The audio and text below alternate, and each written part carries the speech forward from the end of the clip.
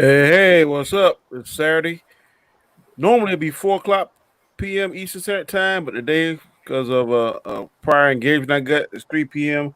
But it is Square One, starring me and Anzo, Mr. Ben Diesel, and our special guest today, Quentin.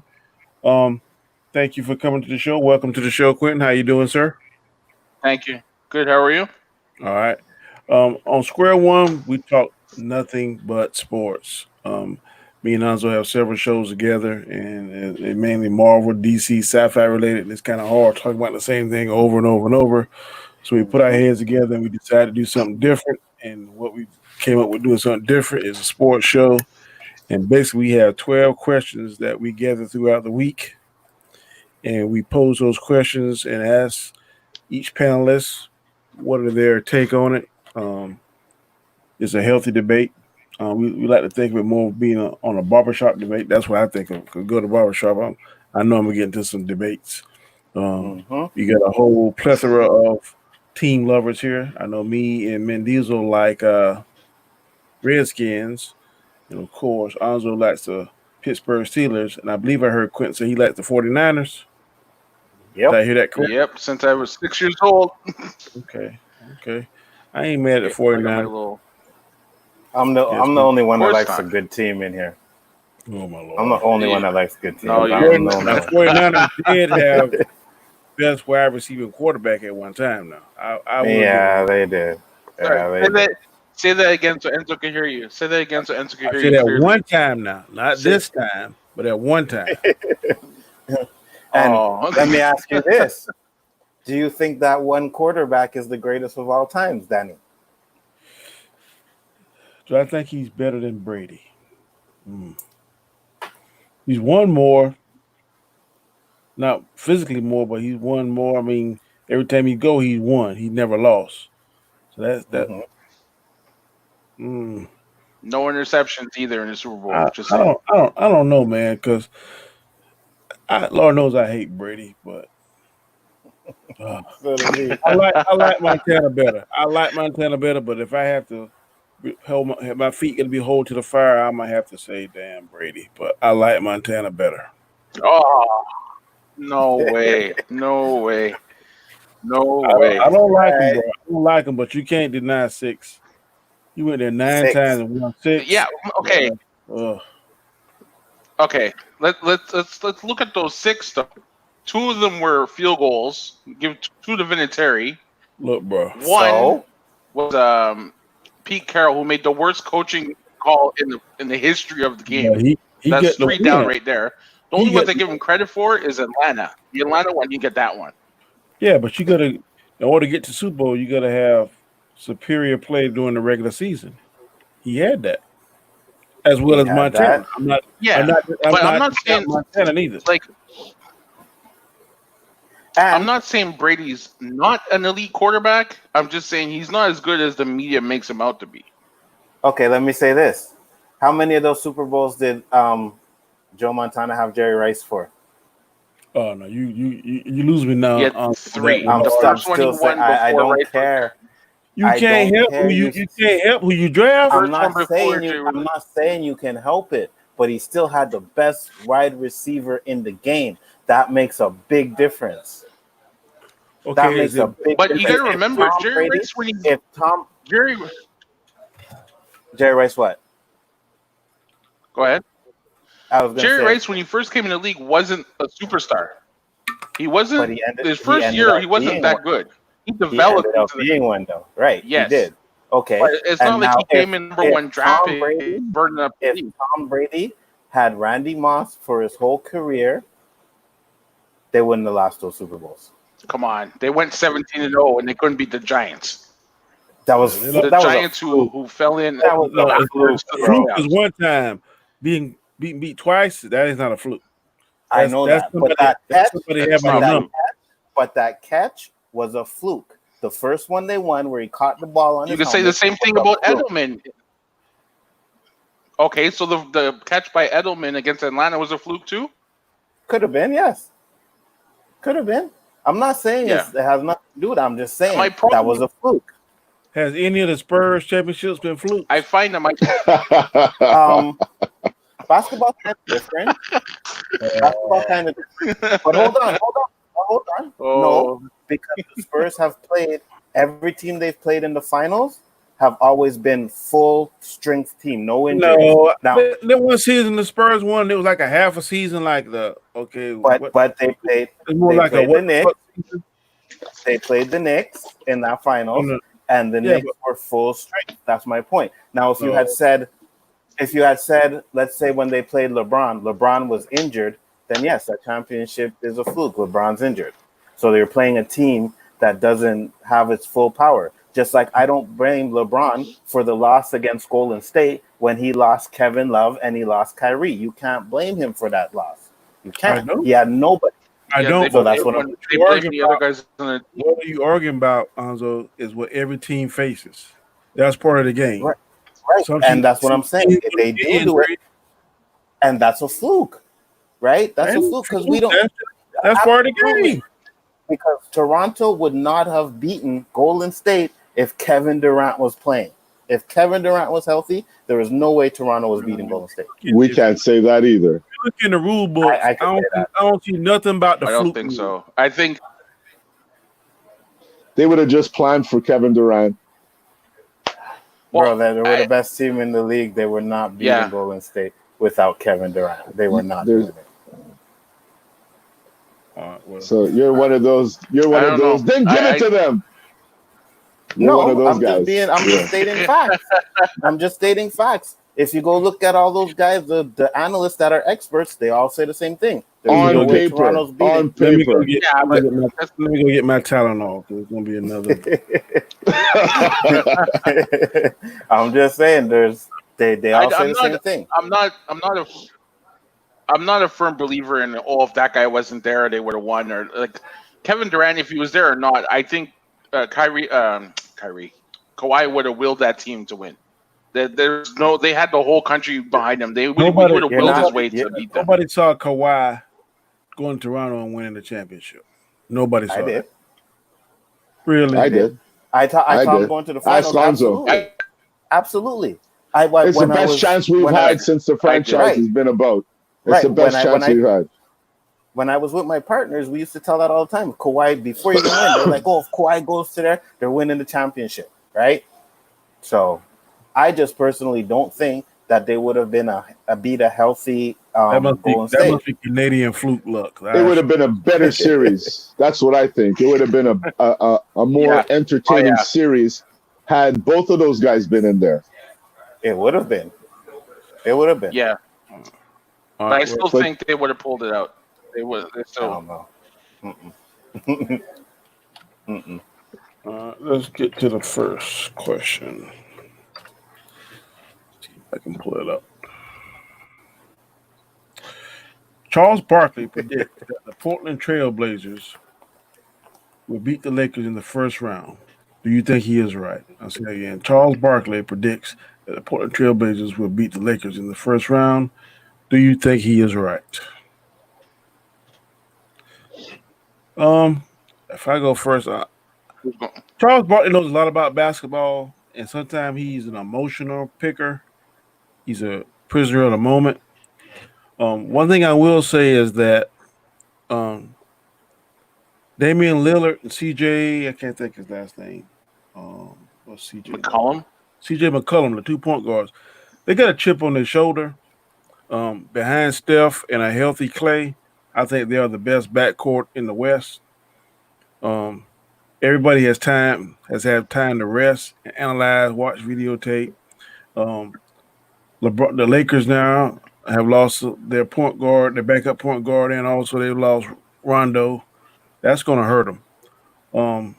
Whether or not Portland is strong enough, I'm not sure about Portland's bench. I can't sit here and say that. But I do know that when Damian Lillard is hot and CJ McCollum is hot, it could be a bad night. And this season is totally crazy. I don't know what the exact bracket's going to be, but if they don't play their A game, they could be going home because right now everybody is assuming and thinking that the Lakers are the champion and are the shoe-in, and everybody's going to be gunning for them. So the Lakers has to play their A game. LeBron has to be perfect. What's the other guy play for him? unibrow, Anthony Davis. They have to play perfect. Yeah. And the rest of the role players have to play perfect. They can't have a night off. If they have a night off, slip. Now, is it going to be Portland? I don't know. But they better not sleep on the Clippers. So the Lakers have to be perfect, have to play a perfect game. They can't take a night off in order to go ahead and do this. But they are the favorites in my mind. So, but is Portland showing up to defeat them? I don't know. I would have to say absolutely not.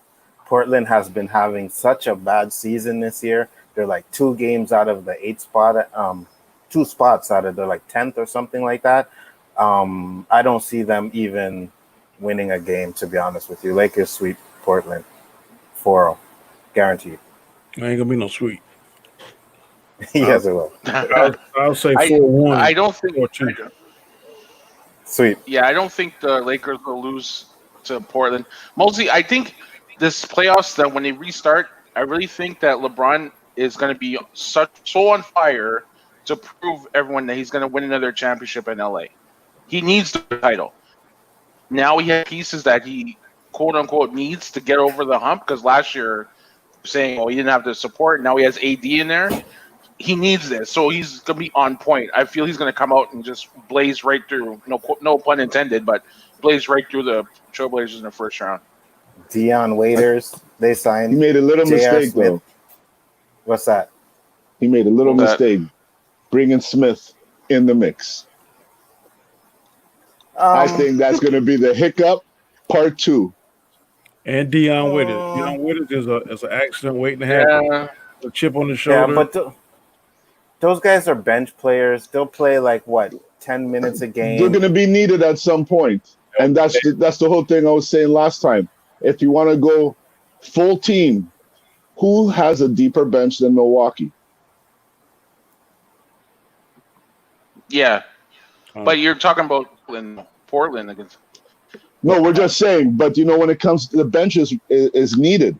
If Anthony Davis or LeBron have to sit, could these guys come off the bench and hold the lead?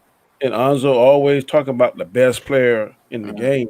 The best player in the game, so to speak, has cramps, and the best player in the game is fatigue. And his plus minus stinks. Whenever he's out, the team goes to shit. So he gonna play all 4 games or 5 or 6 games the whole time because he's gonna be crying about fatigue and this, and that, and the other. So I don't know. First off, Kawhi I don't cries think about you can't have any rest management. So Kawhi used to cry, but now what he does load management. So he only plays. Same thing. Same thing. Same thing. You know what I mean? Same thing. That's garbage. If me and you in the NBA and I'm playing every night, and you saying, "Look, man, I'm trying to extend my career. I'm going to play every other night," and the coach or the team or whoever lets you do it, can I be mad at you? I ain't saying that. I'm not saying you can be mad at you. I'm just saying personally, that's a crock of bull because back in the day, Michael Jordan, they played 82 games. There was no role management. Who? What's your point? Hey, listen. I said his name. I don't care. Whatever. I'm just saying. I know Tim Duncan played a lot of minutes, but you said Michael Jordan. Yeah. Tim Duncan played all his games too, up until I know, but you use Michael Jordan as an example. That's why I just was shocked. Because it's Danny's stupid picture behind him. You know what I mean? Big old Michael Jordan there. That's why. But like I was saying, Tim Duncan too. He played all his games right up until he got old. You know what I mean? That's when right. Popovich was the one that started the load management shit. Started it with Duncan. But now players are doing load management without even being injured just because they want to rest. Let me ask you this question. How is it bullshit if the greatest coach in the NBA, in your words, created it? Because he wasn't doing it because Tim Duncan couldn't play, was tired. He did it because Tim Duncan was old. Tim Duncan was almost 40 years old when he started the load management stuff. So it had nothing to do with Tim Duncan.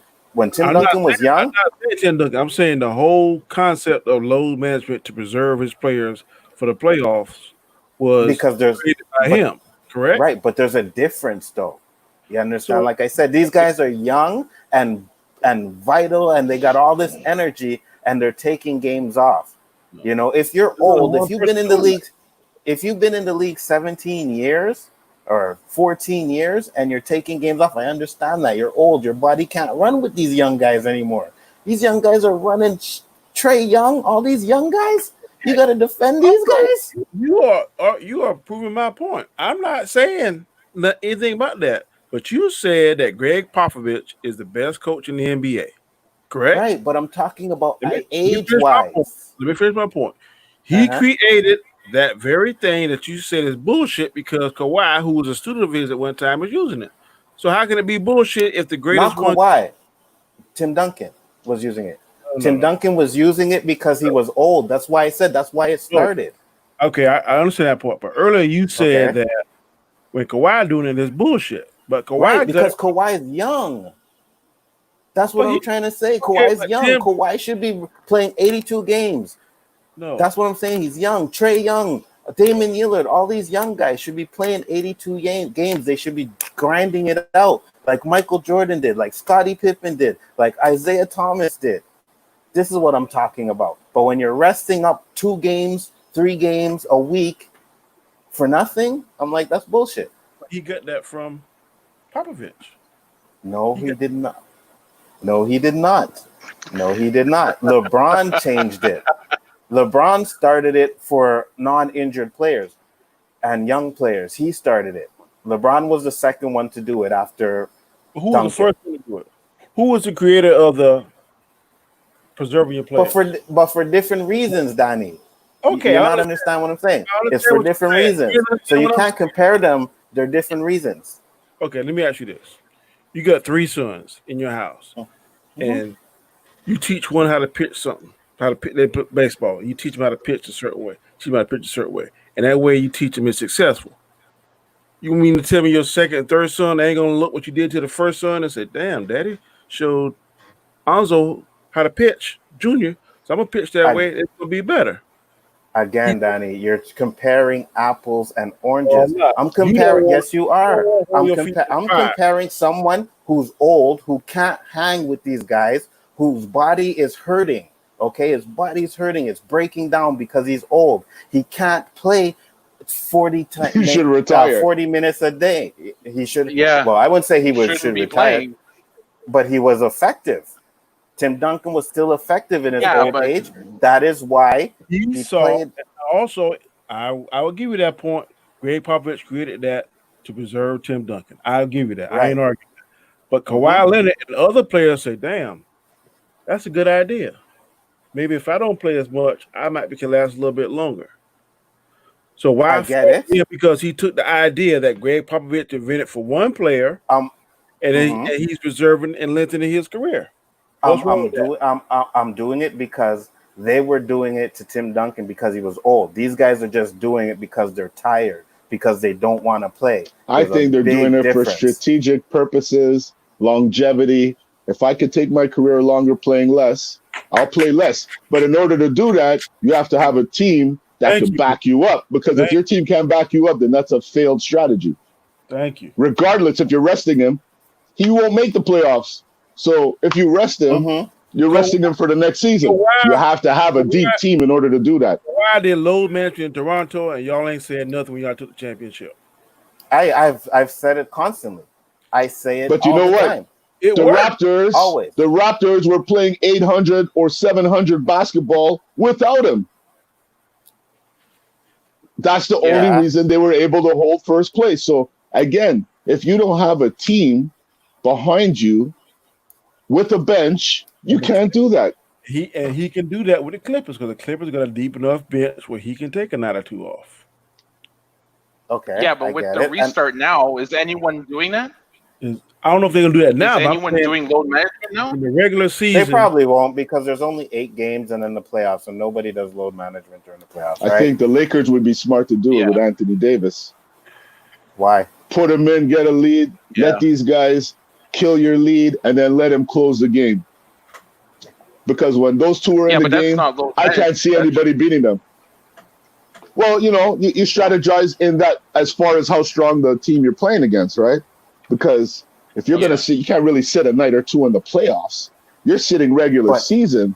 to have what you could give fully in the playoffs. I would think But that would be the strategy. the reason why they can't do that is because they say it takes at least these guys at least 10 games to get it going, to get their rhythm back. So they're going to have to play every single game. They haven't been playing for how many months? So they got to practice. They're practicing now, but to get their rhythm back and game flow back for the playoffs, they have to play it's going to be ugly in the beginning. It's going to be ugly. They have to play these 8 games. They have to. There can't be any load management. In regards to load management as a whole, I think the whole concept is just wrong. It should be illegal. Think of it from the fans' perspective, where 100%. you're saving your money. Like NBA tickets aren't cheap. You spend $100, $200 to go to a game, and let's say you're a LeBron fan, and he's just sitting there in clothes. He's not injured. He's injured, I understand. But if you just want to take the night off, do I get my money back? Like, come on, man. I don't like that. Point. 100% my point. That's the big argument they have in the NBA about load management. But from the player's perspective, what is it? I'm trying to. Let's say this. How many years did Michael Jordan play in the league? So he still had a long career with no load management and a much more physical game. You're telling me these little poom pooms can't do it? How many guys are in this guy's league? Nobody. So I think that's a bad comparison. You can't compare Michael Jordan, Isaiah. What about Kobe? Isaiah. What about Kobe? Kobe he didn't do any time management? No, he did not. Tim Duncan never did no time management. Kevin Durant's never done no time management. Also, well, Kevin's always broken up, so. No, it's only this year last year he's been really bad. I'm not arguing your point, and I agree with you. They shouldn't do load management, and these younger guys should play. My only point, my only point I'm trying to express to you, and you don't want to drink it, is that Greg Popovich created that load management system. Kawhi Leonard saw it, and now taking advantage of it. That's the only point I'm trying to make. What and your point is taken, but as I will say, it was for different reasons. Simple and plain, it's for different reasons. Strategy or what? But I don't compare the two because it's for different reasons. You know what I mean? If Tim Duncan was young, he wasn't doing load management. This is my point. When Tim Duncan was young, he wasn't doing load management. But it's when he got old. Shame on the Clippers if they don't manage Kawhi the exact same way as Toronto did. Shame on them. But they are. They have. Because it's a system that works, and other teams are going to start doing it and realizing we can't because our bench isn't deep enough. Let's go get ourselves a bench, and then we could do that too. Because if we don't, we're always going to watch these guys getting crowned. Well, so. Okay. How many games did Kawhi sit out last year? How many games did he load manage? Don't nobody know. A few. A lot. Like less than 20, right? 20. At one point, maybe 20 games. He would never play back-to-backs. So how is that really affecting him and come playoff time? Because it's spread out over like 6 months, right? It's not like he's missing like 20 games and resting up before the playoff. In the old days, during Michael and Isaiah time, the NBA didn't play as many games back-to-back like they do now because of all the different sports and different events. Sometimes they play back-to-back games, and I've heard the players complain like it's more wear and tear on the body because they're not used to playing those back-to-back games. So I think Kawhi learned. I don't know whether his uncle did this, but I think he learned a lot from Pop. And look, I can't play back-to-back because your body don't recover as fast. So whether or not, well, it's like you said, he saw Timmy do it and said, "Well, it worked for him. I'm going to do the same thing." Yeah, it's just like if y'all on the show right here now, and you decide to do your own show, and you take something that me and Anzo or we take something that you or Mendy's will do, and we do something else and use it. I mean, you gonna be mad? No, I ain't. That shit ain't trademark. No, you know what I mean? It was a good idea. From a player's perspective, it's I'd be flattered. That's the same thing. Like, you be mad because Kobe Bryant took Michael Jordan's game. Some people were. Michael Jordan wasn't mad. I was mad when they were starting to when they were making comparisons. I don't mind if he mimics him. Who wasn't? Yeah. But not everybody could come as close as Yeah. Kobe did. Kobe's the Kobe closest. did. No. Yeah, you're Yeah, right. that's what I'm saying. Yeah. Nobody did what Kobe did. As far as if anybody, it's only Jordan. Let's go to the second question. Kawhi makes first team all defense in an anonymous NBA coaches poll. Are they correct, or is it too early for that? Again, I read again. Kawhi makes first team all defense in an anonymous NBA coaches poll. Are they correct, or is it too early for that? Listen, Kawhi should be first team all defense every year. Yeah. They call the man the claw for a reason. Yeah, I agree. Whatever. This guy steals the He's ball shut without even down, looking. He steals the ball without even looking.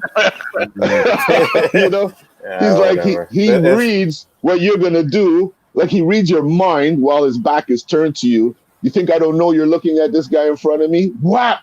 Next thing you know, he's got the ball. Yeah. Yeah. That's some gifted stuff. Yeah. Well, yeah. When I saw him play when he played LeBron in the finals, see your he was on the face, Spurs, like, oh my god.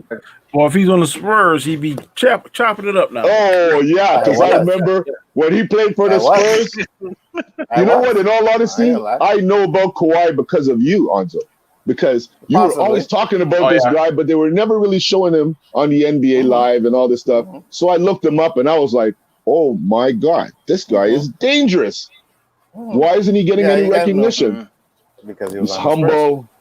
And he's on the Spurs. Two bad mixes. They can't be humble on the Spurs. Well, But look he's at Tim Duncan. That he's the most underappreciated person I've ever seen in the NBA. Like, he was dominant. This guy had like 5 rings, and you don't even hear about him. But because he was too just humble. Yeah, they greatest power forward to ever play the game. He wasn't flashy. Except for that fool, what was his name? Announcer? Not Greg. We talked about it last week. Some fool. Richard Jefferson. Yeah, Richard Jefferson, the only fool I heard that said that he shouldn't be first ballot Hall of Famer. Hall of Famer. I don't know what he's smoking, but come on now. As much as I don't care for the Spurs, Tim Duncan is the best power forward. The top 3 in my opinion: him, Charles Barkley, and boy from Utah. So, John. Don't say it. Don't say it, Danny. Oh no! Top 3. I would have to flush that last one. I'm sorry. The top 3. You gotta put Karl Malone. He got more points. I'll put Malone up in the top 10, but the best power forward. Again, this has to be statistical because his game was as dry as the Spurs. What? This guy with his one-hand dunk, one-hand dunk, one-hand dunk. Can't you do that? Phantom zone. Finally, I didn't know. Malone, sorry, Danny, but Malone I was never a Malone fan. Never. Oh, look at. Oh man, Malone's in that club of guys who would have had a title if it wasn't for Michael Jordan. Yeah, he would have won. The Winers Club. The Winers Club. Yeah. Yeah, he would have had one. He would have had one. But tell me, Anzo, come on. You know it, right? Even Tim Duncan threw down with 2 hands, and he was humble. Yeah, I know. But I say this. If we had a showcase of his... Okay. Yeah, but he's a good player. Don't get me wrong. He was just boring. Yeah, no. No, I was going to say, if it wasn't for Karl Malone, we wouldn't have Tim Duncan. Why? He's his father? Why? Because he elbowed David Robinson, and David Robinson was out for the rest of the season, and the Spurs tanked that season and got the first draft pick to get Tim Duncan. I'm telling you. That's exactly what happened. Okay. For stats, I give him his props, but his game was as boring as the Spurs. It was effective. It was effective, but it was boring. Is number 2 in scoring in the NBA. Because he put everybody to sleep. I'm sorry, Danny. That's just because they ran the offense through him. He's number 2 in scoring because he played with the leading assist giver of all time. Oh, so wait John a minute, Stockton Quentin. has more assists than anyone in the league. So wait a minute, Quentin. So wait a minute. Isn't that the Uh-oh. same argument I say about Jerry Rice? Danny, tell me that's not the same argument I just said. No, it's not the same thing. It's not Huh? the same thing. Yes, it is. It's not the same thing. No, I Sounds said familiar. Steve Young has Jerry Rice, and you just said it's because he has Stockton. Same thing. Quarterback, receiver. No, Danny said he's the second highest scorer. He was only the second highest scorer because all they did was run pick and rolls. So it was pick, but you just Stockton, said Malone one hand dunk every time. So you're saying it's because of Stockton. You're saying it's because of Stockton. That's what you said. No, same thing I'm saying. But it's not the same thing. Exact same thing. We'll talk about football later, but it's not the same thing. No, it's not. Exact same thing. No, it's not. The only reason I didn't jump in that last conversation about Brady because I wasn't really sure, but in Onzo's favor, I feel that a quarterback makes a receiver. If you have a marquee receiver and you're a marquee quarterback, then you have no excuses. Absolutely. I'm not saying Brady has worked with peanuts. I think Brady made a lot of his receivers money when they got traded to other teams and then they disappeared. They said, "Hey, it's not Brady throwing you the ball anymore. You don't look as good." Right. No. Come on, Quentin. Call a spade a spade. Call a spade a spade. We're getting off the topic, though. Sorry. I just jumped in. Sorry. The topic, but you're right, though. We'll get into that when the football portion comes up. Let's just remember this part right here. Remember this part right here. Yes. So now, Danny. Okay, yeah, we'll go back to that. You had a question, Onzo? Oh, I thought you had something more about Karl Malone. No, I'm just saying that, to me, those are the top 3 power forwards of all time. Okay, let me ask this. Roberto, who would you put above Karl Malone? Top 3? Just someone you said would put above him. Who would I take? What? Sorry? Who would you put above Karl Malone? Because Danny said Tim Duncan, Barkley, and Karl Malone. So who would you take out? There's only one. I can't really. Who would I take out of those 3? No. Who would you take out? Who would I replace him Karl with? Malone? Yeah. You have to give me some time on that. I don't want to throw out some murder. I don't want to throw somebody out there and get murdered. There's only one other player I would put in that conversation. That would be Chris Webber. Above Malone? Yeah. Kevin Garnett? I would have Garnett too, yeah. I was thinking like Sean Kemp. Oh, no. Sean Kemp, see why I didn't throw it out there? I don't think he had. Sean Kemp was great to watch because he always dunked on everybody, but his game was like one-dimensional. Yeah, well, and he had like. I don't think he had good footwork and inside game. He was just like. He was unstoppable in his time. And maybe 1 or 2 years though. Like I don't think he had the longevity. I don't think he ever made All NBA. Oh, probably not. Like he was fun to watch, but like when they played the Bulls in the finals, they got exposed. Like they just dominated them. I will give you Kevin Garnett though. Kevin Garnett. I'll give you that one. Kevin Garnett. I'd give you Kevin Garnett too. Big ticket. He was fun to watch.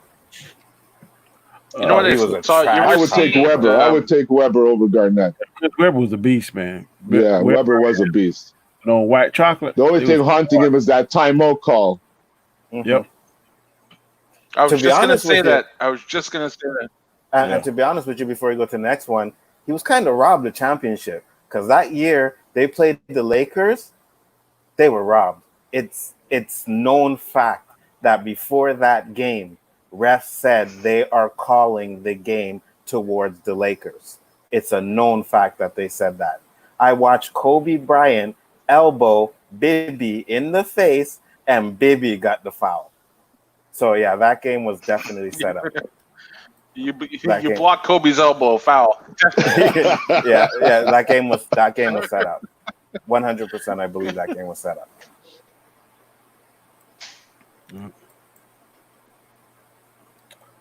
Topic 3 says, "Can y'all see these topics?"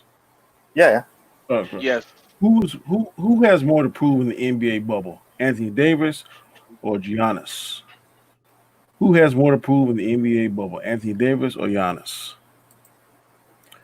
I think Giannis does because last year Giannis was exposed that his game was kind of two dimensional. He did not have a uh, a 3 point game, or he did not have a mid range game. All he had was maybe the dunk, steal the ball, run down the court.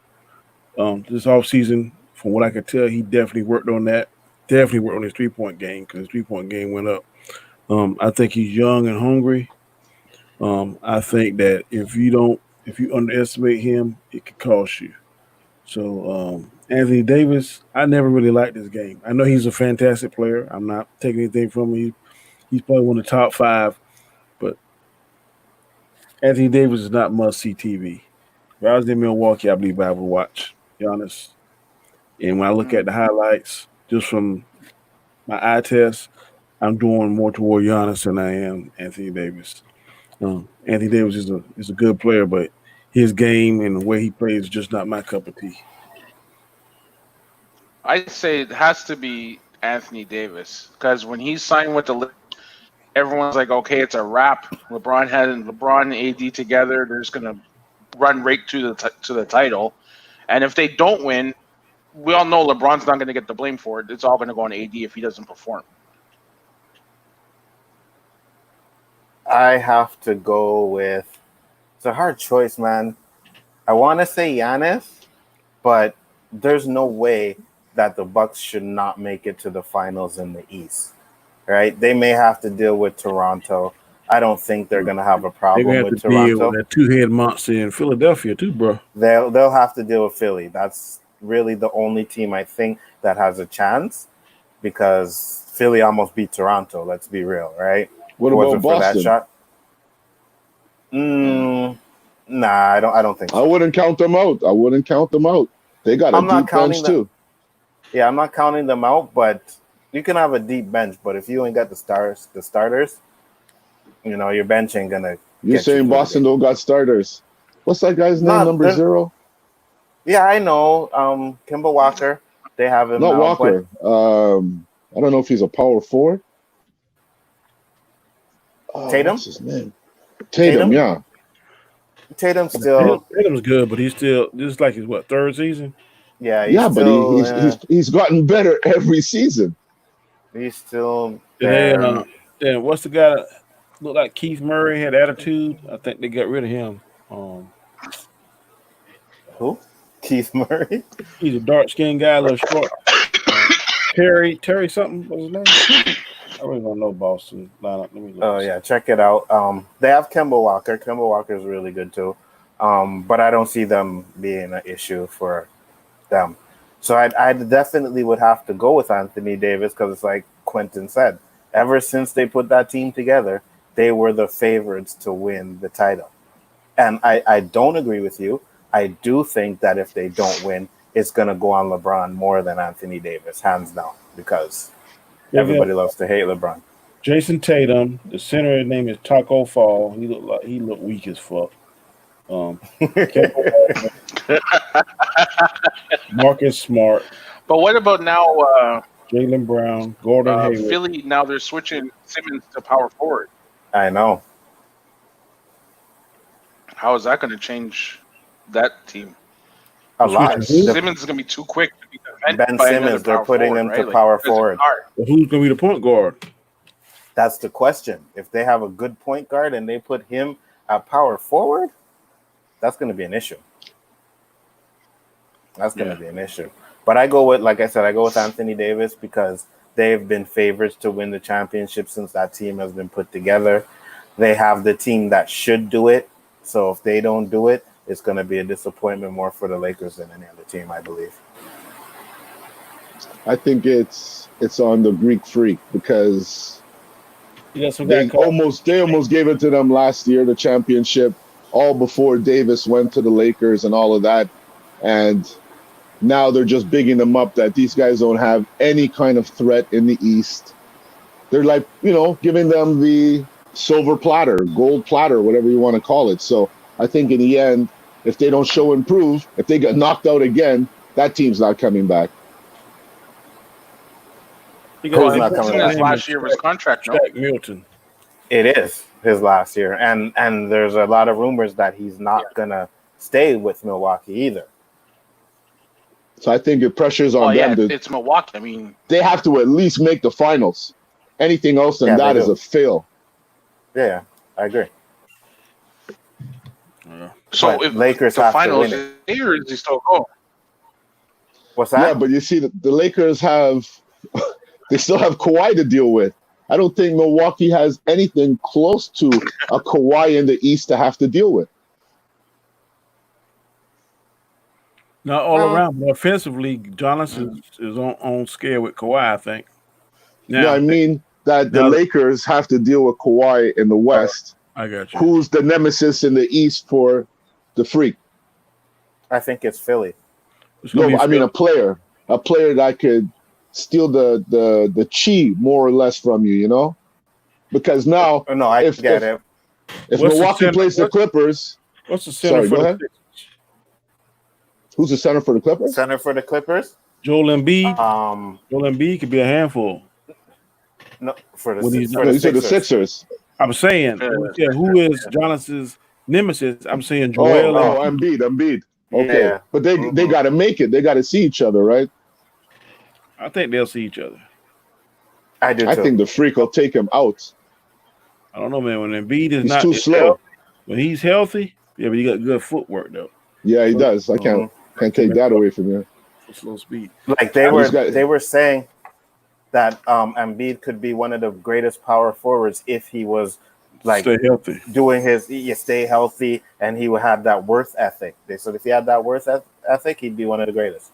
Yep, I agree with that. He's too busy talking. Yep, social media and showing up in the bubble in a hazmat suit. Yeah. What a fool. Topic 4. Rajon Rondo is expected to miss 6 to 8 weeks with a broken thumb. How much will this hurt LeBron and the Lakers' title chances?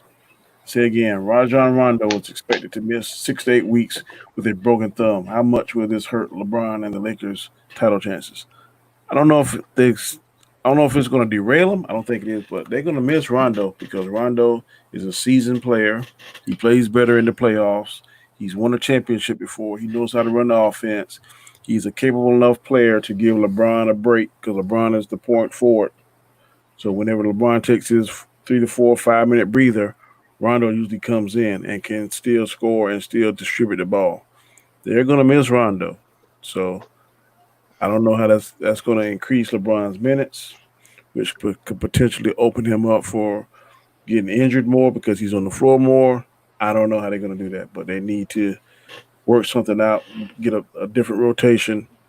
But I think Rondo is definitely going to be missed. And plus, Rondo got that chip on his shoulder, and I think he wants another ring without having Paul Pierce and Ray Allen and old boy from Minnesota, Kevin Garnett. I think he wants another ring without those guys because I think it was definitely between him and KJ. They had some friction from what I was heard and what I read. So I think he got a chip on his shoulder too. I absolutely think that it's gonna be an issue. Like you said, Rajon Rondo he picks it up in the playoffs. But at the same time, you're going to have LeBron James running the point. He's been off for how long? I can guarantee you when playoffs start, LeBron is playing 40-plus minutes a game. Guaranteed he's playing 40-plus minutes a game, especially when it comes to playing like Clippers or stuff like that. So it'll hurt, but at the same time, I don't think it's going to cripple them at all. God, I hate the Lakers. It'll hurt them, obviously, because you're not going to replace him. But I think their signing of J.R. Smith will help him, not so much for his value as a player, but wait, let me finish. It's his familiarity with LeBron. They played many years together. He knows how LeBron plays. He knows where LeBron needs him to be. That will help them, maybe not as much as Rondo, but that'll help LeBron as far as having someone that he can rely on to know how LeBron plays. I don't think he can rely on JR because I Yeah, I was was just gonna about to say, say that. what's he gonna rely on? That shot that JR missed running the ball out or whatever, he was pissed. That's the pissed I've ever seen. Yeah, So he needed to get that fire. yeah, he he had almost got slapped that day. Yeah, I think LeBron's gonna look at him and say, I don't know. Is he gonna do it again? Should I give it to him? And then by then the ball's getting slapped out of his hand, and they're gone the other way. You know. I don't know. Yeah, I don't know if that was a good man. move. I don't know. I think they're gonna Like, miss Rondo's skill set. I think they're gonna miss it because he has a lot of experience, Mm-hmm. and he looked like he was playing with a chip because he's a journeyman too. So Mhm. for them to find a young guy, I don't think can replace that veteranness. Nope. And you're absolutely right too. I Sure. agree with that 100%. You know, I don't know. He's gonna be missed, but again, you're gonna have LeBron running the point. You know, you're gonna have your starters. Basically, you're gonna have LeBron, Danny Green, and Danny Green is very suspect too, eh? So his shot has been off a lot. J.R. But he's Smith, point I in the think, playoffs. Danny Green's it point in the playoffs. Nah, not. He wasn't in Yeah. Toronto. He can hit that big He- shot.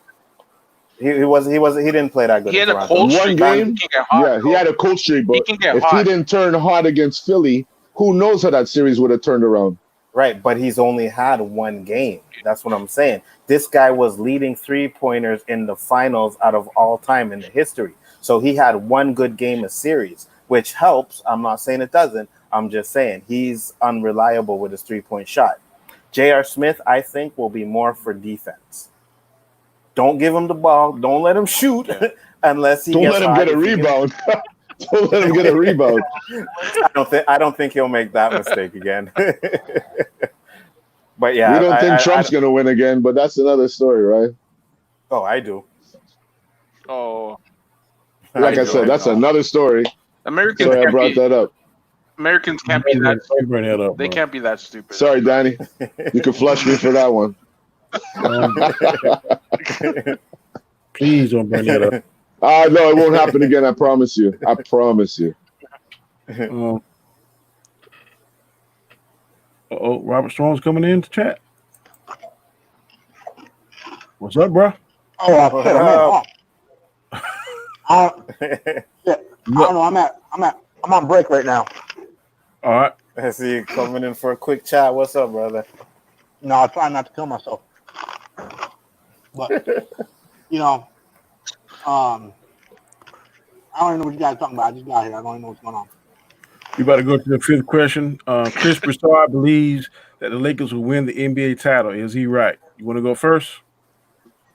I'm not a basketball guy. All right, we'll wait to the football then. We got about one more question to be football. Chris Broussard, you know him? Anzo? Yeah, I know Chris Broussard. You think he's right? This should be a pretty fast question. I think he's right. How about you, I think Quick? Definitely, yeah. About you, Mendez? Yeah, definitely. And I'm not a LeBron fan, and yeah. Yeah, wrong. It's too I know, easy. man. Oh, He's the only one that disagrees. It's too easy. It's too easy. Next question is: does Donovan Mitchell need to lead the Jazz to win the NBA title? My Yes. answer is hell yeah.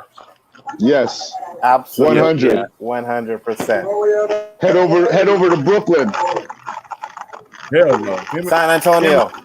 Him and Kyrie won't get along. Kyrie's not going to be there long. Danny, mute him for a bit.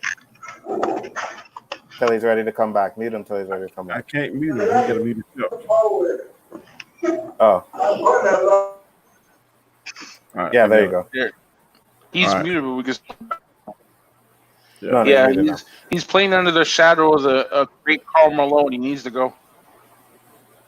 No, he ain't playing He on needs that to come. shadow.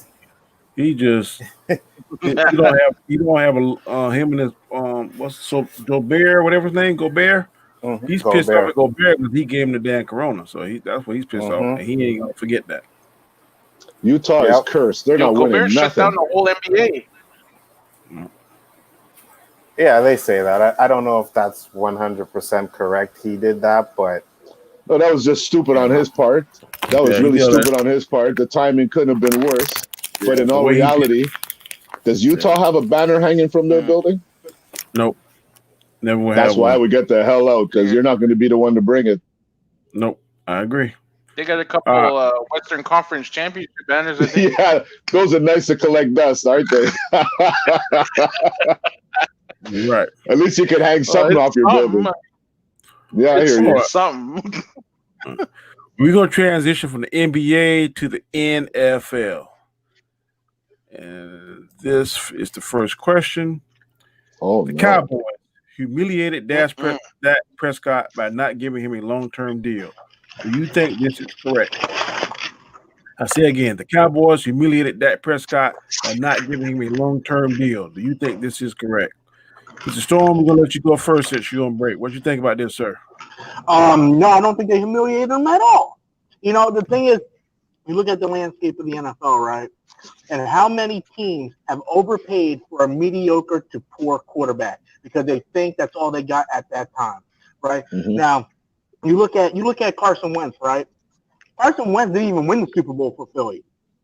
I mean, it was what's his name? Foles. Yeah, Nick Foles, right? And then what do? Mm-hmm. They don't even keep him. They bring him somewhere. They trade him in Jacksonville. Then he gets hurt, and now he's over in Chicago now. Then you go look at Goff, and I mean, there's so many quarterbacks. Kirk Cousins. These teams overpay for the quarterback, and then what ends up happening is it ruins the rest of the team. Then you can't go out and get a good wide receiver, running back, defense. Because you're saying your quarterback's taking up most of your cap. Okay, and I'm sorry, what has Dak Prescott actually done? Can someone please tell me that? And then you can sit there and throw, well, they overpaid for Romo and all this stuff. Okay, you ever hear about maybe learning your lesson and going, well, you know what, we messed up by getting Romo, paying all that much money for Romo. Romo hasn't done anything, And first of all, I heard they were offering him $35 million a year. Okay. I'm sorry, you should not be even mentioned in the same sentence as Patrick Mahomes, okay? You can't even tie Patrick Mahomes' shoelaces, son. Like, what do you think you're going to get $40-something million a year for what? Going to the playoffs and losing against a division that you can barely get in by making an 8-8 record? Get the hell out of here with that crap, man. Dak Prescott is not worth it. And let's not forget, Dallas also signed Andy Dalton for $1.3 million. And Andy Dalton got to the playoffs how many times? And how many times did Andy Dalton win double-digit games in a tough division? Andy Dalton played against the Pittsburgh Steelers, the Baltimore Ravens, okay? Yep. Dallas can't even beat the New York Giants or the Washington Redskins. And this guy wants Patrick Mahomes' money? Man, get the hell out of here, son. If you're lucky, dude, I would trade you to Miami. If anything, you know what? I just want You're to say, absolutely right about Anthony Dalton. Yeah, go ahead. If anything, Dak Prescott insulted the Dallas Cowboys. Yes. Mm-hmm. And you're absolutely right, because Andy Dalton, that year he got injured in the playoffs, they had predicted them to beat Pittsburgh that year, and then he got hurt. So Andy Dalton is a very good, capable quarterback. If Dak Prescott doesn't step his game up, he'll take a spot, hands down. Yep. Anybody else? Well, I have absolutely nothing to say because Robert took all my talking. I was about to say the same thing you just said. He hit every point I was going to make. Yeah, you really did. You really did, Robert. But it came down. What I would have added was it the matter of the 4 year? Is that why they didn't sign it? Because I saw the other day at the deadline they were like, "Well, we were going to make a deal, but we ran out of time." So yeah, I agree with you. I don't think Prescott is worth. I think Jerry would have paid it. I think Jerry would have paid him that money, but his son is like, no. So I think his son is slowly but surely taking more leadership, more control of that team. Because Jerry knows that the time, his life expectancy is ticking. So he want to win a Super Bowl at all costs. I mean, in all honesty, he overpaid for Ezekiel Elliott too. What did Ezekiel do last year? During crunch time, he goes, "Oh, pull me out of the game. I'm winded." It's like, dude, I just paid you how much money? I give you that, but I think he paid Ezekiel on his past performances because years before he was the number one rusher. This year, And- when he got his and money, that's- and when- he pretty much told him, "Fuck you." And when was the last time 2 Dallas years won in the a row. Super Bowl? Yeah, but Dallas had everything. Dallas had an O-line. They had a running game. They had a tight end. They had a defense. You could have threw any quarterback in there. I bet you Fitzpatrick could have won a Super Bowl there. And Dak can't Yeah, even probably. get above 500. Yeah. I don't know. Like, honestly, this guy's ruining his own career Yeah, because by all trying to this, put yourself in a place you don't belong or you haven't proven. well, let's say hypothetically, if Andy Dalton does come in next year because Dak Prescott's being hard to work with, and Andy Dalton takes him to the playoffs, and Dallas ends up trading Dak, who wants to pick him up? What team would want to pick him up and deal with the drama of him thinking he's an elite quarterback when he hasn't even showed anything of him being elite? Maybe Minnesota. They did it before. Yeah, that's true. That's true. Kirk Cousins. Minnesota, Thank you. Don't get me. Yo, listen, Dak needs to go out and hire the agent that Kirk Cousins has, because Kirk Cousins' Yes. agent got that man $84 million guaranteed. Guaranteed. Yeah. That is ridiculous. You know what he That is? Kirk ridiculous. Cousins is an almost quarterback. He will almost do everything. Almost. Yeah. Yeah. That's why he gets that What kind they, of money. Washington franchised him what, 4 years? They franchised him 4 years in a row. Those are 3 or 4 That's years. he's so. gonna do three. What's Dallas doing to Dak? They're gonna franchise him 2 years, and he's gonna quit. You're gonna do it 3 times. Yeah. That's what. They obviously don't have faith in him. Good season, because if he has a sub, No, Let's they go. definitely don't have faith in him. Topic 8 is history suggests that Mahomes will not win another Super Bowl. Do you believe this to be true? History suggests that Mahomes will not win another Super Bowl. Do you believe this is true? Hell no. I think he's going to win. I think, bar him getting hurt, that he is going to be the next GOAT. Because his skill set is something we've never seen before. he will. He has an offensive-minded coach that loves him.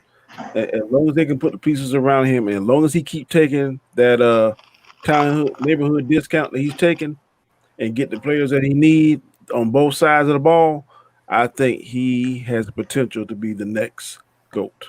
Mahomes ain't greedy like Dak Prescott. He's trying to help the team. Yeah. Yeah. Because when you look at his contract, right, even though it's 10 years for $400 million, a lot of bonuses and stuff in that, Yeah. right? So it doesn't affect the team as much. It's not guaranteed he has to hit certain quotas to get it. Exactly. So that's what I'm saying. So it doesn't really hurt the They team should- as much. Yeah. Go ahead. With that chemistry, they should win a few Super Bowls. They're actually taking a page out of Belichick in Brady's book. Yep. That's what Brady did for all those years. So, Yep. Tim Duncan too. oh God.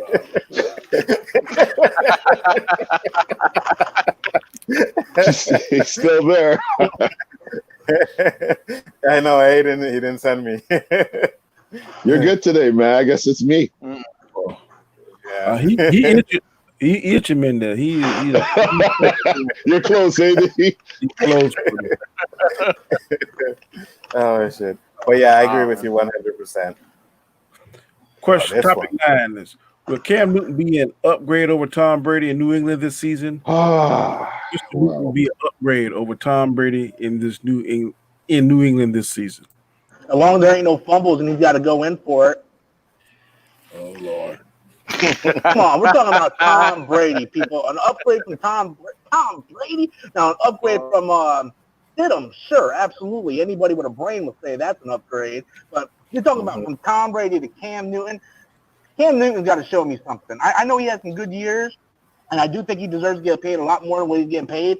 But you're talking about going in and replacing a guy who got you to 9 Super Bowls, won 6 of them, should have won 8 of them if you want to be technical about it.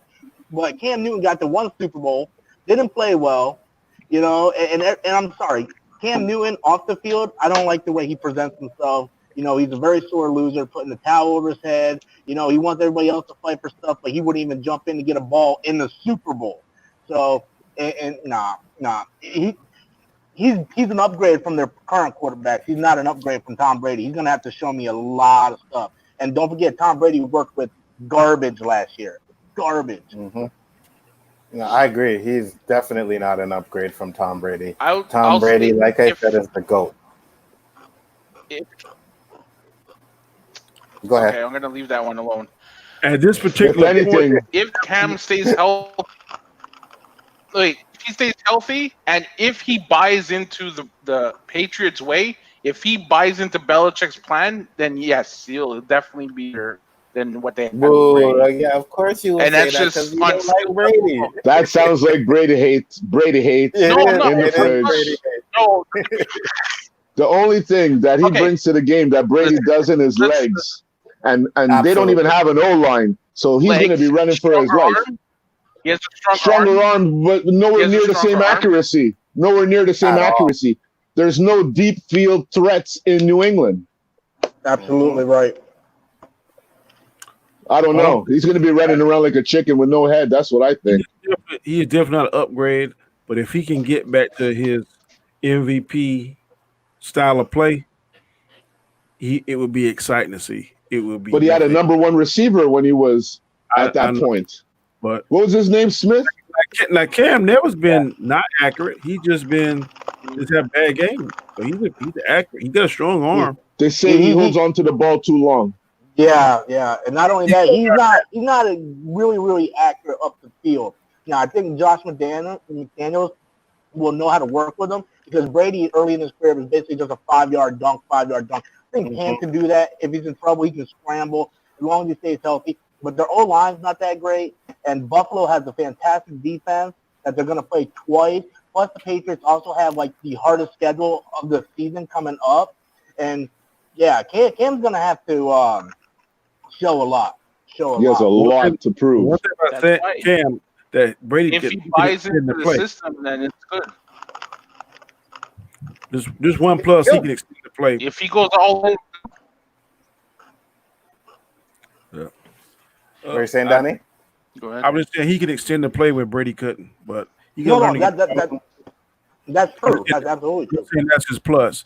So if I was him, I'd be working with the receivers like crazy, whoever they are. I'd be throwing to their That's ass exactly it. Whoever they are. every Yeah, right. every damn day. I'd be throwing to their ass. Because you see, with Brady, it didn't matter. It's going to matter with Cam. Yeah, but everybody said Brady was cool in the locker room. Cam got to develop that. He got to develop that leadership and be cool with everybody. Sometimes, Yeah. if somebody cool with you, you're gonna do more for. 'em. But if you Yeah, asshole, for sure. you're gonna do bare minimum. He's too worried about his hats. Yeah. Yeah, for real. Top 10. He has to buy into the Patriots way. Yeah. Top 10 is Antonio Brown could play in the second half of the 2020 season after being suspended 68 games. Do you think Antonio Brown will be on a team next season? Again, Antonio Brown can play in the second half of the 2020 season after being suspended 68 games. Do you think Mr. Brown will have a chance of playing on a team next season? He's gonna look really good in a Bucs jersey. I hear Tom Brady is trying to get him over there. So I think if a team is losing, they're gonna play. The only person who really don't have a I don't snowball know. chance of hell in the NBA is old boy from San Fran that Cap. Cap will never play in the NFL again. I don't think Cap wants to anymore anyway. No, as much as I'd love to see him play again, I don't think so. I don't think that they passed on him now, and it's a shame because he's better than half the quarterbacks they're playing now, even the Dak backups. Prescott. Like He he go as a was. backup, but What about now? He was. yeah, exactly like Dak Prescott. But And it's just, what no, really I don't think Antonio Brown. I don't know anybody will take a risk on him. They're gonna take that risk that it's not gonna blow up in their face like it did with the Raiders and the Patriots. someone Yeah, will. but like mean, Danny said, once the team This starts guy was losing, recording his coach. That's just hypothetically. Yeah, but still, a lot of things. I think. No, I ain't gonna say that. I ain't gonna piss on go off. But Go ahead, say it. Pittsburgh, he'd take his ass. If he could mend the fences, I don't think he could ever mend those fences. If he could mend those fences, Come back to Pittsburgh? Pittsburgh needs Absolutely. help. I would fucking welcome him back Pittsburgh with needs open somebody. arms. Come back to Pittsburgh, brother. What really pisses me off about this whole situation is that Cap did nothing wrong or illegal. Yeah.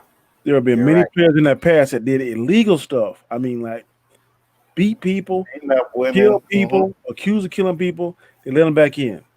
But you just kneel by the flag, and you pretty much, they call the term white ball. That just still to this day, 4 or 5 years later, it blows my mind. I can't believe it. I Me still too. think New England should have got Kaepernick over Cam Newton. What? I think Pittsburgh should have got Cap. That would never happen because Jerry. I mean, what's the owner name? Oh yeah, Kraft Kraft or for the president. Yeah, I'm talking about football athlete level. I'm not talking about politics. But if you like, if I was the owner of New England Patriots and I had to choose between Cam or Kaepernick, I think Kaepernick's a little younger.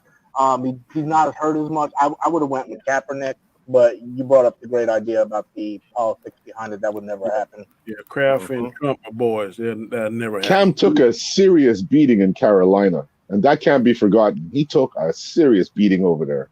Yeah. It almost got to the point where I feel that the officials weren't giving him the Brady. No, well, they weren't giving him the Brady treatment because you'd see Cam get tossed off the field and not a flag be thrown. You know, it got to the point where I was getting frustrated. Yeah, but the NBA's got to be vigilant across the board. But Man Diesel, in the other side of the coin is Cam brought something on himself. All that dapping and Superman stuff and all that kind of dancing stuff. That pissed them players off. Hey guys, it's been real, but I gotta go back. Robert, have a good one. Robert. Respect. All right. Later, guys. All right. Thanks for coming, bro. Yeah. If other players hate him, I have no problem with that. Was also because of his size.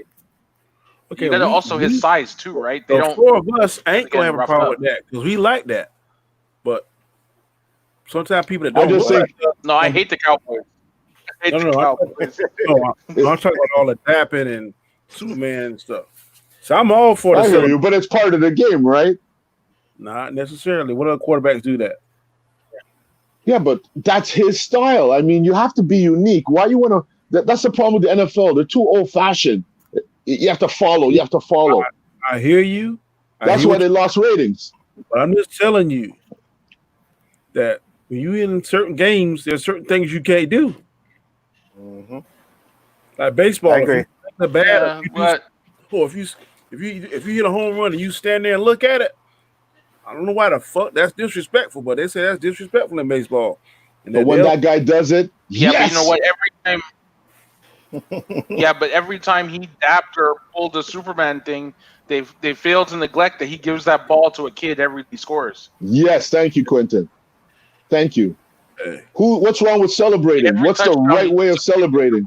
Randy Moss gave a pole a wedgie, rubbed his ass all over the pole for the fans.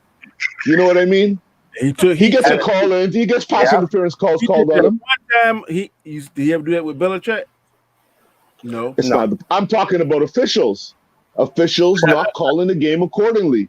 Be it Cam does his dab and does his Superman. If you get hit out of bounds and you don't throw a flag, then you're not respecting the law of the game. Okay, doesn't say because you dab, you have the right to get hit 10 yards off the field. I agree with that, what you're saying. But I'm saying what caused that was that Cam was showboating.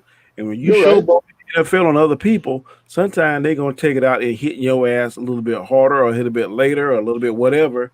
And some people will pay the fine.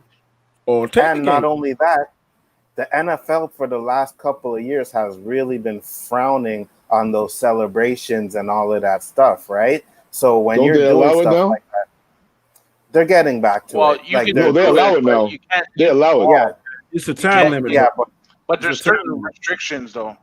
Right. But you see, they allowed it because the fans wanted it. The fans wanted it because they're making the game boring. I definitely think it made the game better.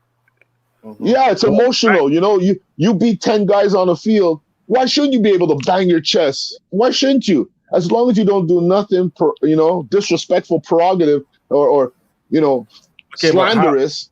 How long you gonna do? Some of them feel like T.O. He'd go hide a phone at the end of the thing and talk on somebody like he talking on somebody and one person act like I think one year Beckham was like crawling like a dog and pissing and all that. I mean, yeah, that's stupidity. That's disrespectful, Danny. Yeah, That's disrespectful. Disrespectful to the game. I don't like the organized. I don't like the organized celebrations where it's like a team dance in the end zone, like Hide and seek, and when it's all riding a choreographed. bike. Yeah, it's too much. Yeah, or like I'll I tell want to you- see a it's guy too get much. emotional. A guy just I'll get tell you- emotional, scream, something emotional, like you just made I a TSN moment. I thought T.O. and Chad was the best. I watch every game and they I- played. Chad's little Chad walk. was good, Yeah. And I But was that's, just about you know- to say when T.O. did the shit on the Dallas Star, you know what I mean? He went up to the Star and had his But didn't you hands love out. that, Anzo? Didn't you love that? Not That's- really, that's- because I was a Dallas That's fan. entertainment. That's entertainment, though. That Right, wasn't. you're right. I'm sure you loved it when that guy You know came why- and knocked you know his why ass he did down. Yeah, that one I liked. That one I You liked. see? When he tried it It's all again, entertainment. No, but Hit wait, him. Do you, Mhm. do you know what T.O. was doing in that game? He said, I saw an interview. They said that he said that field is always considered "quote unquote" God's house. So when he scored, when he went to the Star, when he went like this, he was praising God. He wasn't disrespecting the Cowboys. But That's you're words doing out it of his on the own mouth. Cowboy. He said, "I was Yeah, but you're doing God." it. But you're doing it on the Cowboy Star. That's a disrespect. Just You know what I in the middle mean? of the field where the hole in the Hell roof with the is. Cowboys. That's where the hole in the roof is. Yeah, but hey, Yeah, I watch hate the it, Cowboys too. I can't stand them. Now, how the hell you I hate defend the the Cowboys Cowboys everything and to do you with that and you a organization. Pittsburgh fan? You can't do Anzo, both. you can't do that. You're a Pittsburgh fan now. You can't be defending the Cowboys. But you guys know that was my team back in the day. Was, though. but they're no longer your team, so you got to Yes, let them so go. I have I let don't them see go, you- but I still defend Wait, that you were team a though. Cowboys fan? I don't see you defending your ex-girlfriends. You were a Cowboys fan?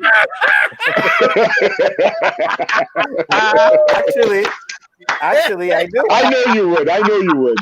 Actually, I do. I know you would. I do. Wait. Mhm. I never knew all these years I've known you. You were a Cowboys fan? I used Who, to me? be. Oh, him. No, me. I used No, to be. Uncle, you were a Cowboys fan? I used to be. We can't be Emmett- friends no more. We It can't was be Emmitt friends no Smith, more. Michael Irvin, Troy Aikman. You're damn right I was a Cowboys fan. Those back are the three people. Emmitt Smith, Troy Aikman are the reason why I hate the Cowboys because they cost the 49ers at least 2 Super Bowls. There we go. So they disappeared. No, he got flushed. It fucking looked like I got nail polish on. Wait, you got nail polish on? No, it looks like it. That's what I'm saying. It looks like I got nail polish on my finger. No, I ain't got no I think nail it's because of your screen. It's the green screen. You disappeared your like the Cowboys playoff chances. No, he phantom zoned me. Oh, He phantom You zoned me. disappear as the fan. He kicked me out. Say anything stupid, and he has a quick trigger finger. Like, Oh, watch, yeah. watch. Michael Jordan sucks ass. You see? Before you finish saying ass. oh my God! Michael Jordan what? Sucks ass.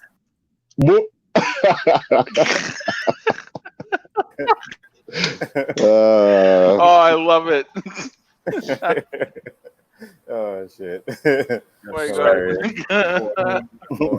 How dare you just disrespect the GOAT? I didn't like the GOAT. Oh my God. Oh, don't get me started. Question. What's the next question? Oh, this is a good question. Is Odell Oh. Beckham Jr. a top 5 wide receiver? No, his ass not. He made a fantastic catch, and that's what he built his flame on. But what has he done seriously after that? You got hurt the Absolutely year nothing. after. Well, You made a yeah, fantastic I would say catch. no. I put him top 10, not top 5. Let me see. Only because Well- he has great hands, but Let me see he's, what a I'm top not 5 depending was. on him to win the game for me. You know what I mean? Top. He never you really can't. played for. He never really played for a good quarterback. I mean, I'm not taking nothing away from Manning, Yeah, but the Giants were but they had hum no ho. line. They had You no know, line. if he was playing Yeah. for say someone like Rivers, or someone or some like Russell Wilson is going to throw him that ball deep, then I don't know.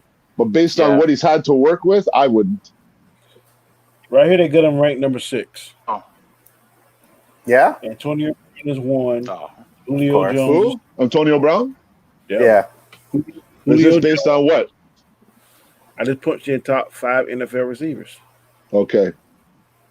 And Julio Jones is 2, Larry Fitzgerald is 3, Mike Evans is 4, DeAndre Hopkins is 5, Odell is 6, Devontae Adams is 7, Keenan Allen is 8, AJ Green is 9, T.Y. Hilton is 10. That's got to be a really old one because we didn't mention Thomas. Thomas is number 1 to me.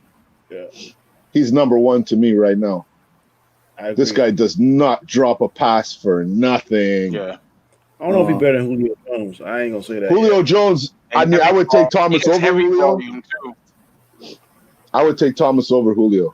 This guy. Look how many catches he made last year. Yeah. It's a tough one. Julio's coming to his end. I think Thomas is going to be the man in the next. When Julio's gone, Thomas is the man. So now we know who you're going for your first pick wide receiver. You got that right. I'm tired of seeing this guy. You know what? I wanted anyone from New Orleans, right?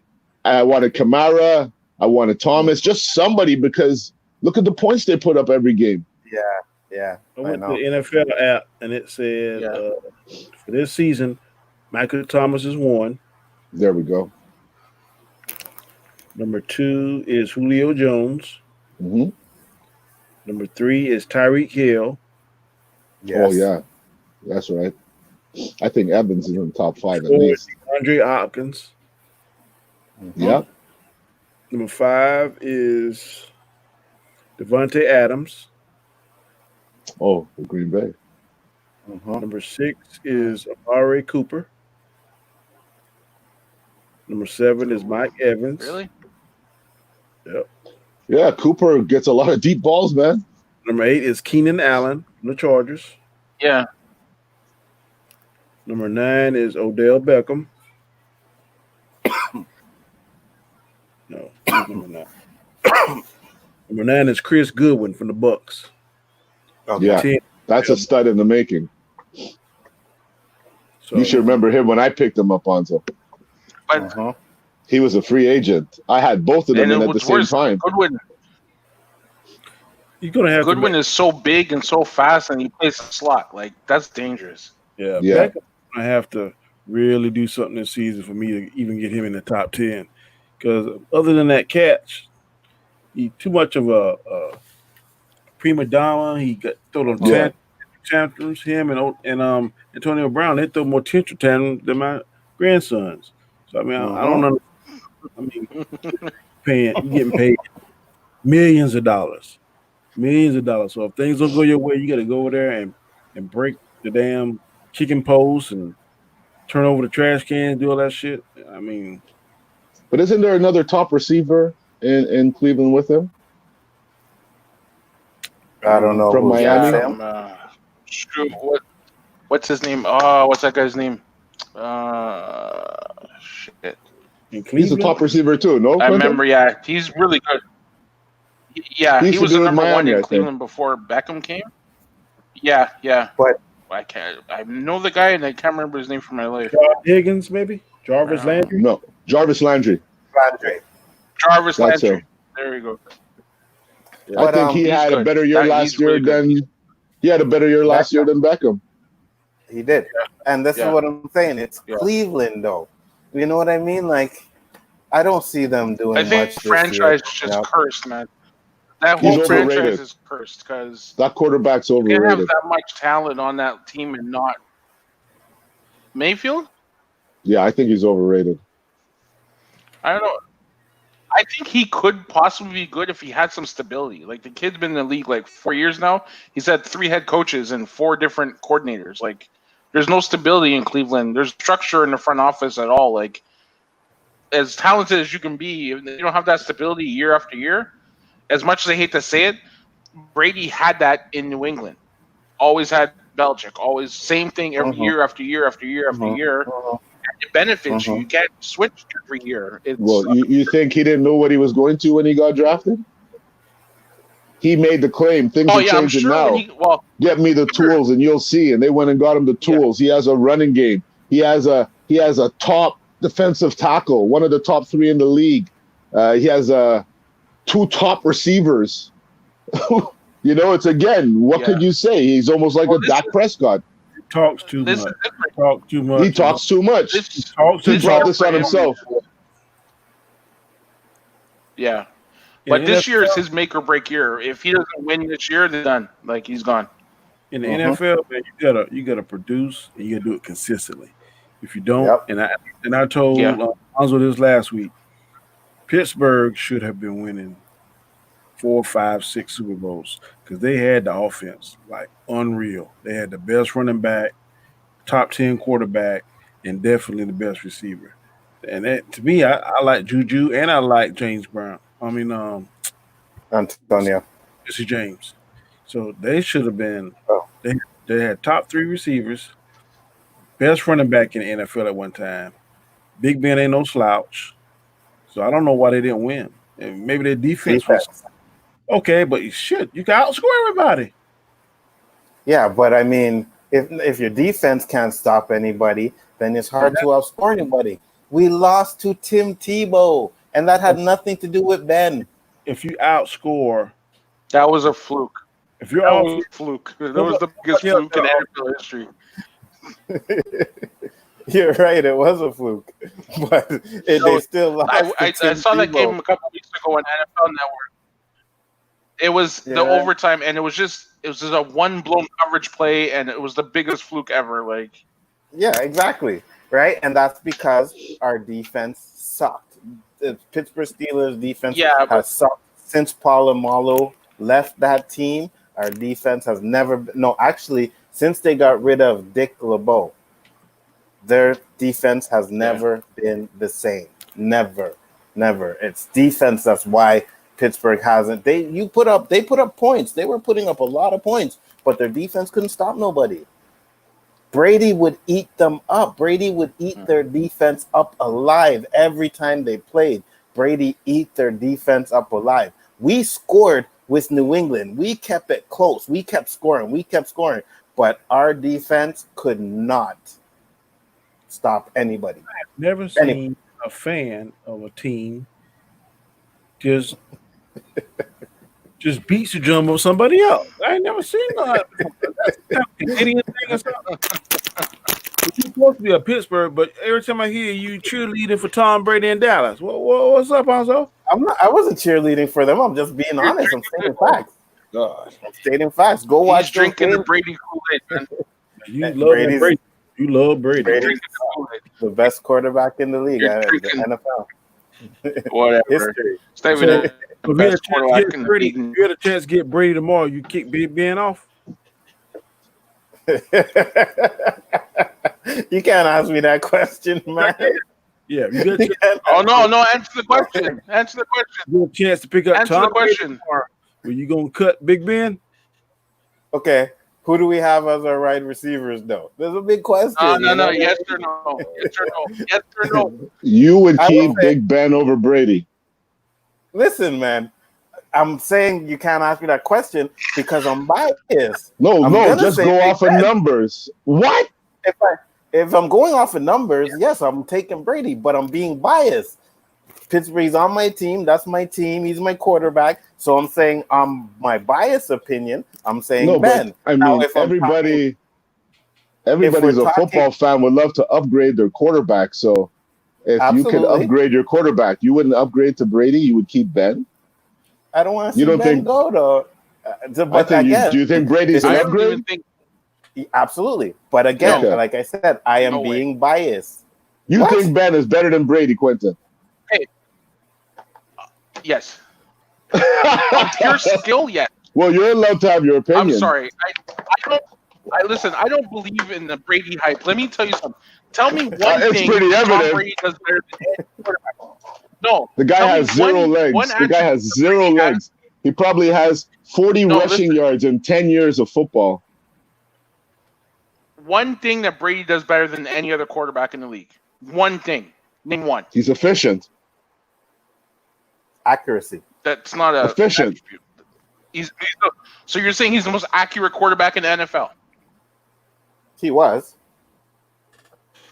No. Go look at Brady. What Brady does better than other people is that he can read the defense. I'm not. Go look at how many times Brady has been picked off. It's a lot to do with accuracy. Okay, wait. I'm not. Don't get me wrong. I'm not saying Brady's not good. I'm not saying he's terrible. I'm just saying he's not as good. He benefited a lot from Belichick. Brady, without Belichick, is not going to be the same person you've seen in the last so many years. I guarantee you this year, the Bucs. Everyone says Tampa's going to be the favorite. They're playing in the NFC South with the Saints, the Panthers, and the Falcons. Well, I don't really count the Falcons, but whatever. He has to play Drew Brees and them twice a year. Brady was good, but he played in the AFC East, which was the easiest division in the whole league for years. Who gave him any problems in the AFC East? What did you give in Tampa? Tampa was 9-7 last year with a quarterback that threw for 5,000 yards, and they were 9-7. And what did they change from last year? They added a 42-year-old quarterback and a tight end who's been partying for the last year and a half, who's injury prone. Tom Brady. They already had a marquee tight end, and they have 2 stud receivers. They also got a decent running game. Yes. Okay, I'm not saying they don't have Super Bowls, but it's not half of the teams in the league. Oh my God! Come on. How many of those Super Bowls did Brady win on his own? Of the teams in the How league. many was he responsible? It's a team victory. How many Quentin? It's team victory. No quarterback. No quarterback can win that's on their own. It's a team. Sorry? I said it's a team victory. No quarterback can win it by themselves. None. I'm saying you could put any other quarterback in those Patriots teams, and they would have done just as well. You're crazy. If you were with us last week, Quentin, you would have heard me say that your quarterback is overrated. What has your quarterback done? Oh yeah, for sure. For sure. Yeah. I've seen you. You should never give Garoppolo that money. Yeah. But look at I respect you for that. Garoppolo, don't get me started. I respect you for that. Garoppolo is the weak link to our team. By far. He's the weak link to the 49ers. I will tell you that flat out. He's 100%. The weak link. As much as I hate Brady, when they had the rumors that he was coming to the 49ers, I was like, yeah, okay, I'll take him. He'd have been a good fit too. He did most of his job, though. Huh? He did most of his job, though. I mean, he did most of his job, though. Because how many times was I in your how many times was I in your Facebook saying they're going to lose this week? They're going to lose this week. Yeah, but Anzo, that was their defense. Their defense was unlike any defense this season. I know. Bosa was like, oh my God. Yeah, I know that, and I'm not saying that, but he still did his job. You know what I mean? Yeah, but his job they had a Super Bowl team there. No, I'm mad at Quentin. I'm really mad, pissed off at Quentin. Because he got me defending damn Tom Brady. What the hell? Oh, man. No, man. You know why? I don't drink. You know why? And I don't drink the Tom Brady Kool-Aid. It's not even about drinking the Kool-Aid. Danny, it's not even about drinking the Kool-Aid. He just can't stand the fact that people want to say that Tom Brady is better than Joe Montana. He hates it. I ain't saying. No, I don't believe it. It's different ways to be better. If you're going by quality, then he's better. I think Montana played with more talent. If you're going by quality, thank you. Better. He's played with how many Hall of Famers on Montana's team? The running back, receiver, the safety, the linebackers. He get about 4 or 5 now. He played with Ronnie Lott, Dwight Clark. They're good. A good 8 or 10 from that team. You said trash. Exactly. All drafted by 49ers front office. All drafted. Yes, I agree. But he still had that. No, we're not taking it away. We're just saying he played with much better talent than Brady did. But in Quentin's in defense, you can't help it your front office better than the other front office. Oh, come on. I'm just saying that Montana played with a lot better talent than Brady did to accomplish the same things. Perfect example. We all going to be a part of this fantasy football league. So based on who we pick, are you going? If you win it, you're gonna be like, well, No, I would have won too if I'd have had such and such and such. I don't. Go ahead. Yeah, you can't base fantasy football is a totally different thing. Listen, I hate the Cowboys, but let me tell you, Tony Romo won me a title or two in fantasy football. I'll tell you that. Yeah, fantasy football makes you respect individual efforts, players, because right? Yeah, players. You know, it makes you look at other guys and give them that respect, even though you can't stand their team. Romo helped me too. I won't lie. I came to love Rivers because Rivers throws for 500 yards every game. Mm-hmm.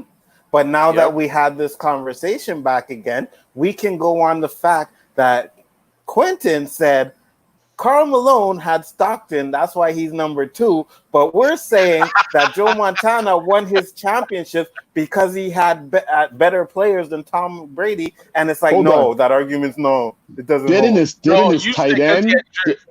Didn't his tight end make it into the Hall of Fame too?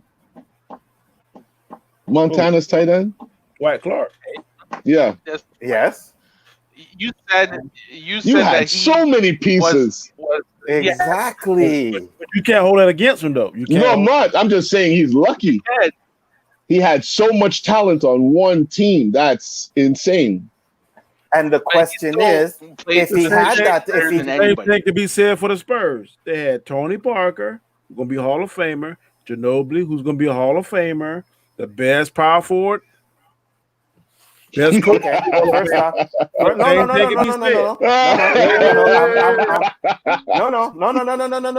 I'm gonna go further, and I'm gonna elaborate on that. How many times was Tony Parker an All-Star? How many times was Manu Ginobili an All-Star? How many times were these guys ever first or second team All Defensive or All Offense? I will tell you, once. One-time All-Star, Tony Parker. Ginobili, 2 times, if I'm not mistaken, but possibly 1-time All-Star. So you can't say, yes, they were good, but they were not on the level as a superstar. They were not. They were All-Stars 1 year. They were great players, but they were not considered. They will not be first ballot Hall of Famers. 6 NBA All-Star games, bro. I'm looking at it right now. 6. He was in 6? Yeah, okay. I need one of them. I need one of them beside me. Okay, he was 6? Yeah. I'm giving you all the benefit of the doubt. Hold on. Listen, okay. Montana, 6 times. And he was 3 times second All-NBA. Okay, second, not first. But you said only one. I'll give you that.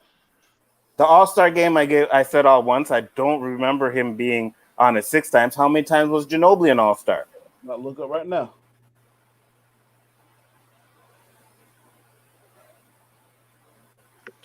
Twice, if I'm not mistaken. Yeah, but his position is really stocked. 2005 and 2011. He was what? 2005 and 2011, he made All-Star game. Twice, right. And Tony Parker, how many times was he an All-Star that he was actually picked by the coaches, not by the players, right? It don't make a difference now how you get to the dance, as long as you get to the dance, bro. I mean, it makes a big difference. I ain't gonna give you that argument. No, it makes a big difference. No, it don't, because if they win, they're gonna get the same check. Right, if they win. But I mean, if you're going in the All-Star game as the 12th player, you know what I mean? Like, come on now. I don't give a damn. And there's many times he's been in there as the 12th player where he wasn't even picked by players to be on the All-Star game. If I make it to the All-Star game and get one of them jerseys, and I get the check for the winner or loser, and it's the same as everybody else, I don't give a fuck how I got there. So I ain't gonna buy that. Most people don't, but I'm just saying. That's an ego thing. That's an ego thing. That is an ego thing, absolutely. And these NBA players have egos. But the point is, even still, he made it to All-Star game 6 times, okay. But he was never truly a superstar. Manu Ginobili was never a superstar. They were not. They're not superstars. Hall of Fame players. They're going to be first-round Hall of Fame. Tony Parker and Manu Ginobili Manu Ginobili maybe because he was one of the best international players ever, but there is no way Tony Parker is a first ballot. I'm telling you. I'll bet you Tony Parker's not a first ballot Hall of Famer. Manu Ginobili maybe because of his international play, but Tony Parker will not be a first ballot Hall of Famer.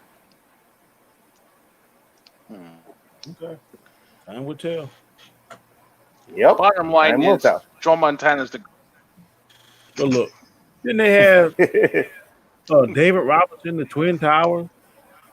And they had David Robinson, but David Robinson was at the end of his career when Tim Duncan got there. I don't care. He was on there. They won a championship with him. Yeah, they won 2 with him, but he was averaging 8 points a game in his second championship. Lonzo, whether you average 8 points or 88 points, you still won the damn ring. It don't matter. Okay, but it had nothing to do with him. He was a part of it, but it's not the reason why Tim Duncan, David Robinson was in San Antonio. Hold on. Tim Duncan, David Robinson was in. Is David Robinson going to be a Hall of Famer? Yes or no? Yes, absolutely. All right. He's So in. he had- But David Robinson, hold on. But David Robinson was in San Antonio for like 14 years before Tim Duncan got there and couldn't even make it to the finals. And they've had great defensive teams. They were number 1 in the league many years, and he could not get past the hump. Okay. Tim Duncan came in, and Tim Duncan put them over the hump. I didn't dispute none of what you said. I'm going to agree with 1,000% what you said. But you said with Quentin that how many Hall of Famers did San Francisco have? And y'all start naming them off left and right. I can name all 5 Hall of Famers off the top of my head doing their championship runs. So that argument don't hold. But how you can name 5? Because the only one that's really a Hall of Famer now is Robinson. Doing their championship runs, they won rings. Who else is a who? Okay, I'm so gonna tell me who else on the team is on the Hall of Famer. Duncan is a Hall of Famer. Robinson is a Hall of Famer. Parker's going to be a Hall of Famer. No, not who's going to be. Who is? We don't know when or whatever's going to happen when they get into the Hall of Fame. They just retired like this year or last year. Not last year. You can't say that there's a waiting period. It takes about 3 years before you get, but you know they're going to go. Do you agree that Tony Parker is going to be a Hall of Famer? I don't know yet. T.O.'s not a Hall of Famer. Come on, man. Come on. Yes, he is. T.O.'s not a Hall of Famer. Well, he just got it. Okay, he just got it, but how many times? But how many times did he get rejected? Okay, you got to be at least. It doesn't matter. Who cares? He wasn't a first He's still in ballot, the Hall of Fame. Okay, I don't say about. Who cares? He's still in the Hall of Fame. First ballot. I'm saying doing their championship, they're going to have 5 Hall of Famers. I guarantee you. That's going to be Duncan. Well, and until they do, you can't say that. So. Right now, we're talking about how many Hall of Famers they have. When we talked about San Francisco, when we talked about San Francisco, we talked about how many Hall of Famers they have, how many they are now. I'm talking about now. There's only 2. But that's not the thing. They weren't Hall of Famers from the 80s. They were not. What's that? The times they were winning, they weren't Hall of Famers. I know, but now they are. So now you can say that he played with Hall of Famers because they are. Tony Parker and Manu Ginobili are not Hall of Famers yet. Whether you say they're going to be or not, you can't put them in the argument until they're actually. He has a point, gentlemen. He has a point. They're not there yet. Exactly. Oh my God! I just have a question for Quentin. I have a question for Quentin. Like 3 years but ago. They're not there yet. When they're there, then come talk to me about him playing with 5. But they're not there yet. So let me ask Quentin a question. Quentin, are you saying that Joe Montana is the greatest quarterback ever? Yes. Yeah, right. Yes. Thank you. Yeah, right. Thank you. You're definitely a San Francisco fan. Absolutely. Because you know what? We got to ask someone who doesn't have a team who the favorite is. Because when it comes to football fans, they can't see beyond their own teams.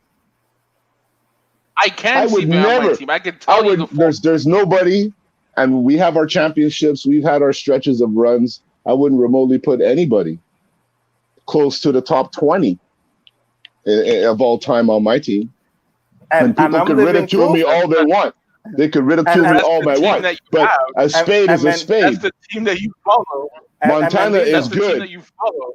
Montana is good, but he is not the best ever. I'm sorry. Right, and I'm living proof of that, right? Because you asked me about Ben, and I had a hard time saying it because I can't look past my team. Yes, you understand? yes, so you're yes, absolutely yes. right with that. You're absolutely to say right Montana. That's why I just needed, because I had to take a step back. Brady is considered the greatest ever because of his accolades, right? Mm-hmm. But why? So But why? how? I don't understand. Because it's just the way it is, Okay. Quentin.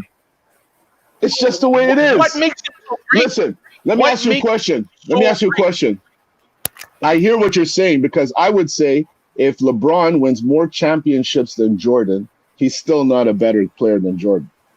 And I get where you're coming with your valid point. But Montana is still not the greatest ever. He was never, ever mentioned as the greatest ever. Convince me Brady's the GOAT. Convince me that Brady's the GOAT. Why is he the GOAT? If I had that little thing on the left or right of me that I could bring up some stats speak for themselves.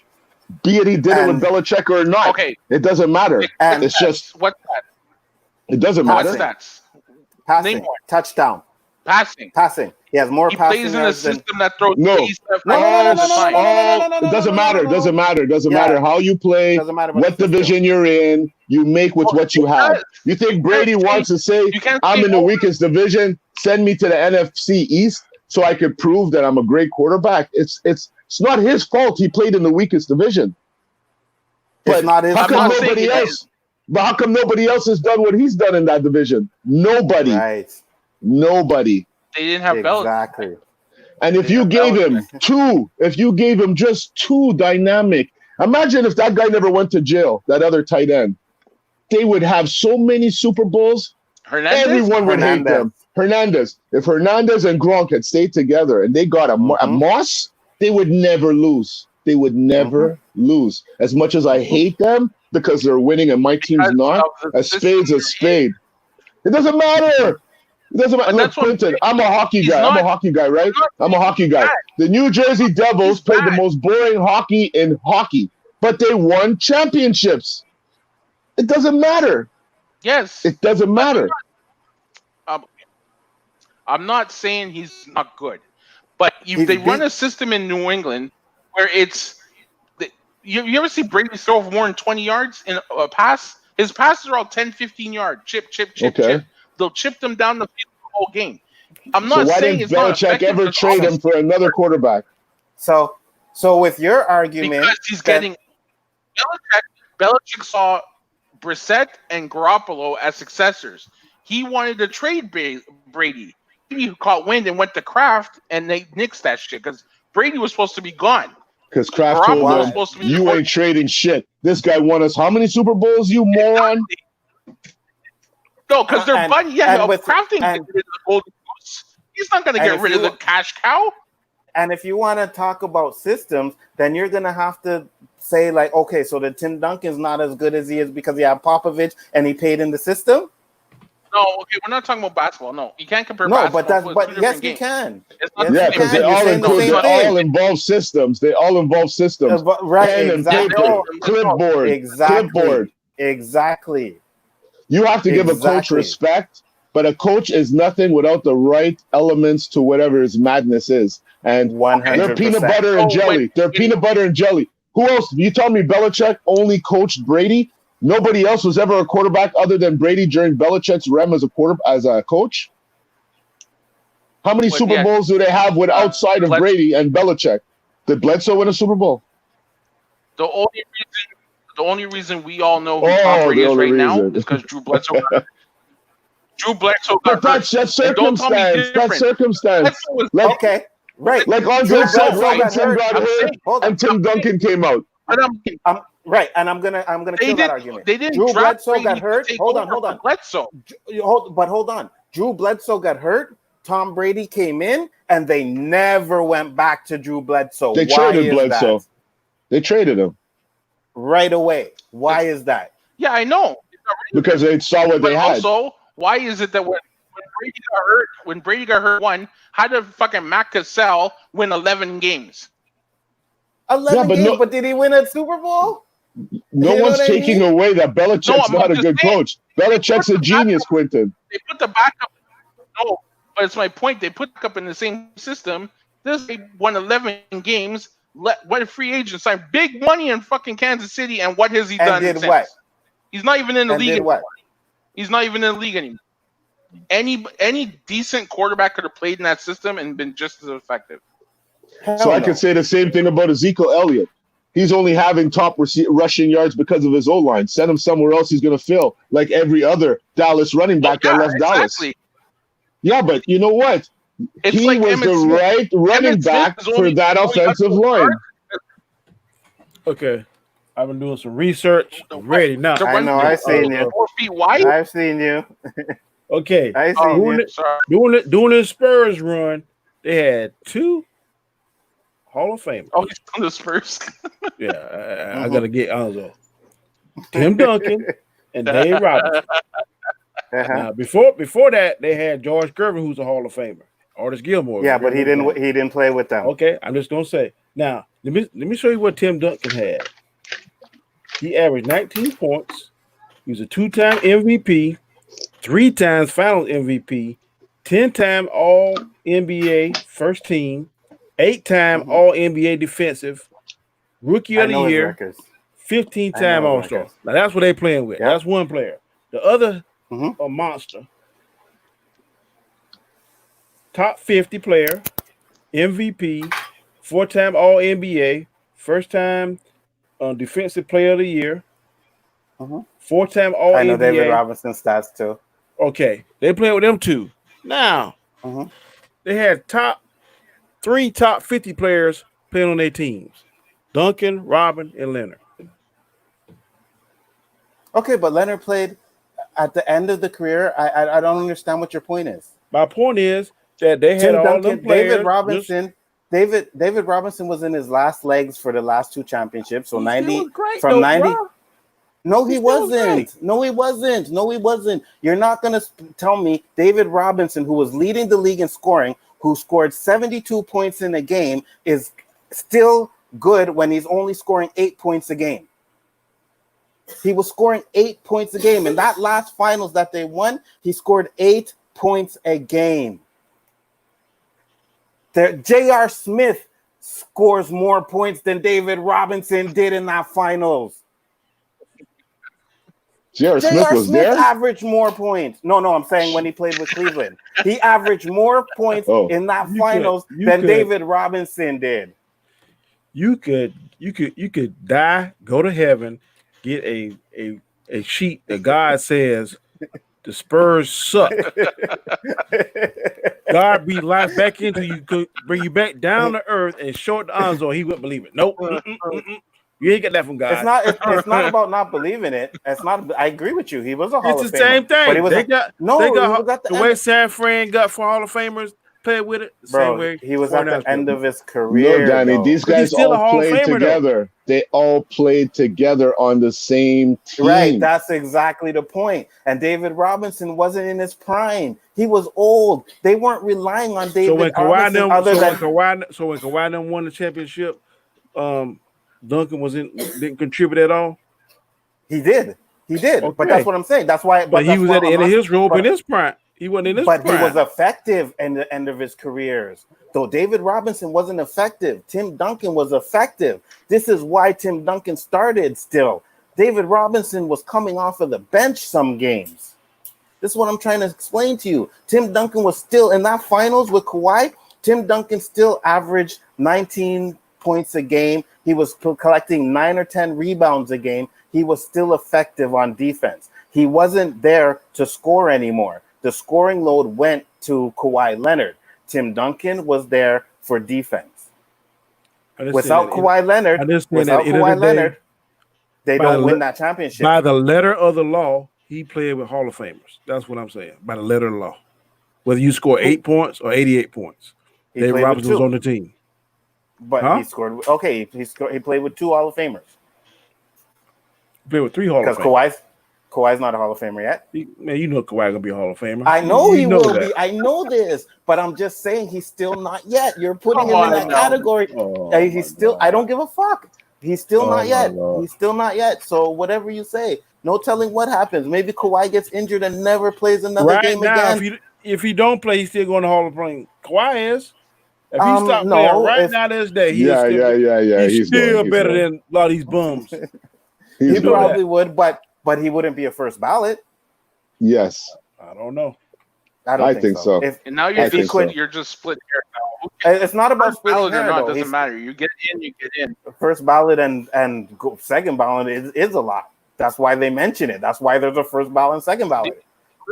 They don't. That's why. But they don't separate people in Hall of Fame by Yes, they the do. First ballot Hall of Fame Yes, they section. do. That's that. Yes, In the I'm not Hall saying of there's a Fame? section. I'm not saying there's a section. I'm trying to Well, tell that's you, what I but mean. they do. But they do acknowledge that you're a first ballot or a second ballot. They They'll acknowledge announce that. it. They'll announce it, but it don't matter. It does matter. Yeah, it doesn't really matter. It does matter because Okay, It doesn't if first that's ballot the Hall of case, It Famer. doesn't take any. Brady was picked up in like the 6th or 7th round, but he's the greatest of all time, so it don't matter. Yeah, but you're talking draft. You're talking draft, and I'm talking saying, Hall of Famer. The people with higher drafts usually get paid more and get treated better. They get paid more, but doesn't mean they are better. And they're usually a better talent, according to the scouts. No, that doesn't necessarily mean that. That doesn't necessarily mean that. They may be better at the time. Doesn't mean they're going to be better overall. Exactly what it means. Okay, so first off, okay, so what it hold on. Let me bust that bubble. What was there was the two draft picks. The draft pick that was coming out the same time Peyton Manning came out. What was that guy's name? Ryan. Oh my gosh, Brian Leaf. Ryan Leaf. Second round Ryan draft Leaf. pick. Second round draft pick. Where is he? He was no better. He wasn't better than any of the quarterbacks behind him. He wasn't better, but he was drafted You arguing our first. point. I said the critics and the scouts, they put together we don't do it. If we did it, we'd be picking our players. Yeah, I know that, but you're saying that you said the players that are drafted ahead of him were better. According to the scouts and what we've all seen, Okay. the players that are in the first round are usually the so-called cream of the crop of the college league. That's what I'm saying. So far, right. But when they were in college, they were. Right, exactly. They don't plan out when they come to the NFL. So does that really mean they're better? According to whatever At the time they get drafted. But because you maybe can at get the drafted time, and then develop into a better player. Exactly. You're Like, absolutely once you right. get- You can. Because Kawhi wasn't all that like- great, but Popovich, what it was telling me. Actually, Kawhi was pretty great if you go back and look at the way they talked to him in college. Kawhi sucked that 3-point. What I was 3 told, points. and the free throw line, and that 3 points. boy And taught him right. how to do that. He Yes. put him with a specialist that taught him and developed that game. How to shoot. Exactly. But again, he had the talent there. It's not like he didn't have it. He just wasn't refined to a 3-point game. That's the just talent what was there. said. The Chicago Quentin just said that you The drafted. Chicago Yeah, but I Bears never doubted that. Well, I I'm don't trying take to much explain stock to in you. that. The Bears. Sorry. No, what were you gonna say? Listen, the Bears drafted up to number 6 to take Mitch Trubisky and passed on Patrick Mahomes and Deshaun Watson. So the draft doesn't really mean anything. You could develop into a great player. I just saw an interview with Mahomes. He just said he just started learning how to read defenses last year. But that's why I said that. That's what I said. The draft doesn't matter because it doesn't matter. You can have a player that everybody thinks is great, but he's really not that great. You know what I mean? So that was my point. I think a lot of it depends on how you and the coach of the particular position you play get along. Because Andy Reid saw something. Andy Reid saw something in Mahomes that nobody else did. That too. If I'm not mistaken, did he traded up to get him? I think so. I don't know. I think. But even that, it's not just that too. It's also the player's worth ethic. You know, a lot of these guys don't have the worth ethic that they're supposed to have. You know what I mean? And that's a lot. That's why Michael Jordan was the best that he was, because he had that. Say it again. Wait, who is this guy? Who is this guy? Who is this guy? Say it again, Uncle. What happened? I will not. I said it once, and I will not say it again. Listen, I never said Michael Jordan's not the best. I just say I didn't like him. I never said Michael Jordan's You not never the best. given him this much props. Michael Jordan is better than LeBron James. Absolutely. Okay, I just want to get that. I never denied that. I want to get it on camera. I never denied that. Okay. Hey, I'm go back with to you. our last one. Go back to our last I'm with one. you, bro. And I told you. I'm not arguing with you one know? bit. I'm with that. I just want to get that on camera. I just don't If I like hear something different, if I hear something Still different sucks later ass. on, I'm gonna pull this back up. Absolutely, because I've never said Michael Jordan wasn't better than LeBron James. Never said that. I say I don't like Michael Jordan. I don't. Is Michael Jordan Michael Jordan's the greatest. Duncan? No. What? Nope. What? What did he say? Nope. What was the question? Nope. Is Michael Jordan better than Tim Duncan? I said no. You think Tim Duncan's better than Michael Jordan? No. That's all I'm saying is I said no.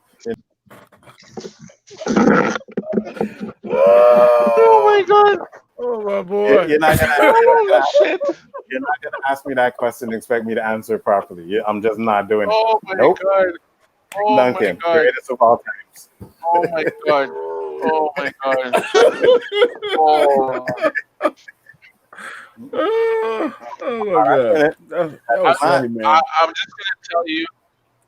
I'm gonna tell you, Michael Jeffrey Jordan is the greatest human being to play the game of basketball ever.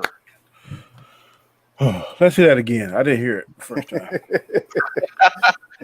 Michael Jeffrey Jordan is the greatest person ever to play the game of basketball. Boom! I don't care. You say what you want. That's your opinion. I don't give a shit. I am not saying Michael Jordan is better than Tim Duncan.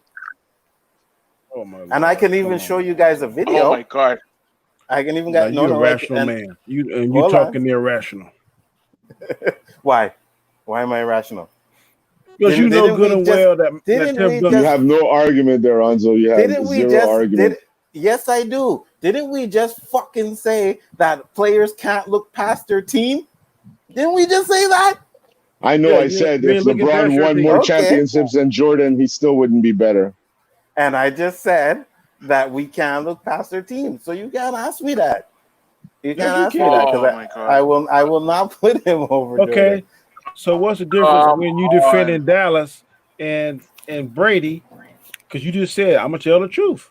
That's what you just said. You just said that a few segments ago. Yeah, and when it comes to other teams, you're not telling the truth now. You're not telling when the it truth. comes to other teams, I'll tell the truth. You want to talk about the Spurs, and I'm giving you biased opinions. I'll be fucking honest. I don't give a shit.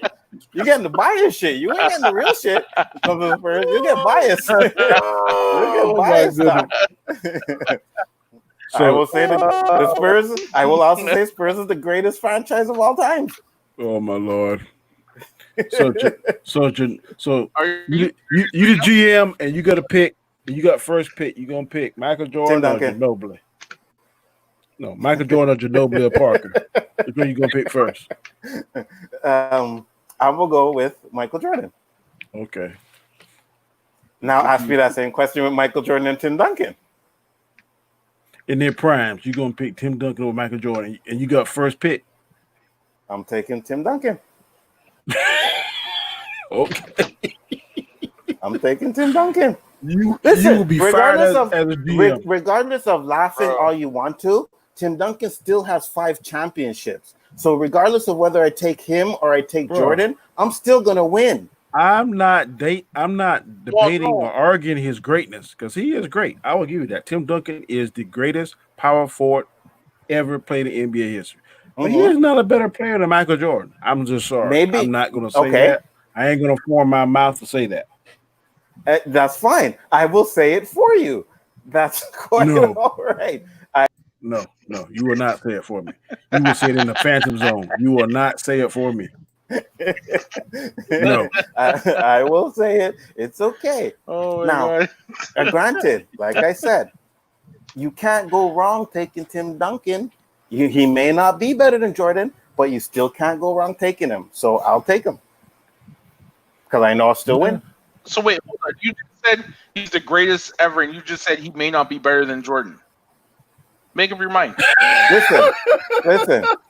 Stop worrying about what I'm saying, okay? Just understand that I'm taking Tim Duncan over Jordan. Stop worrying about that part. I'm just saying, I'm taking Tim Duncan over Jordan.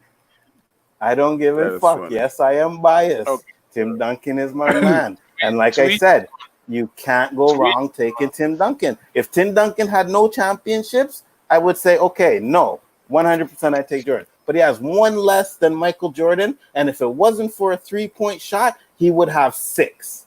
So they can't go wrong. There are people that got more rings than both of them. If you say that, but they're not if better you than say either that, one of the them. reason Jordan doesn't have, I didn't hear you. I'm not if saying you they're say better. that, the reason Jordan doesn't have 8 is baseball.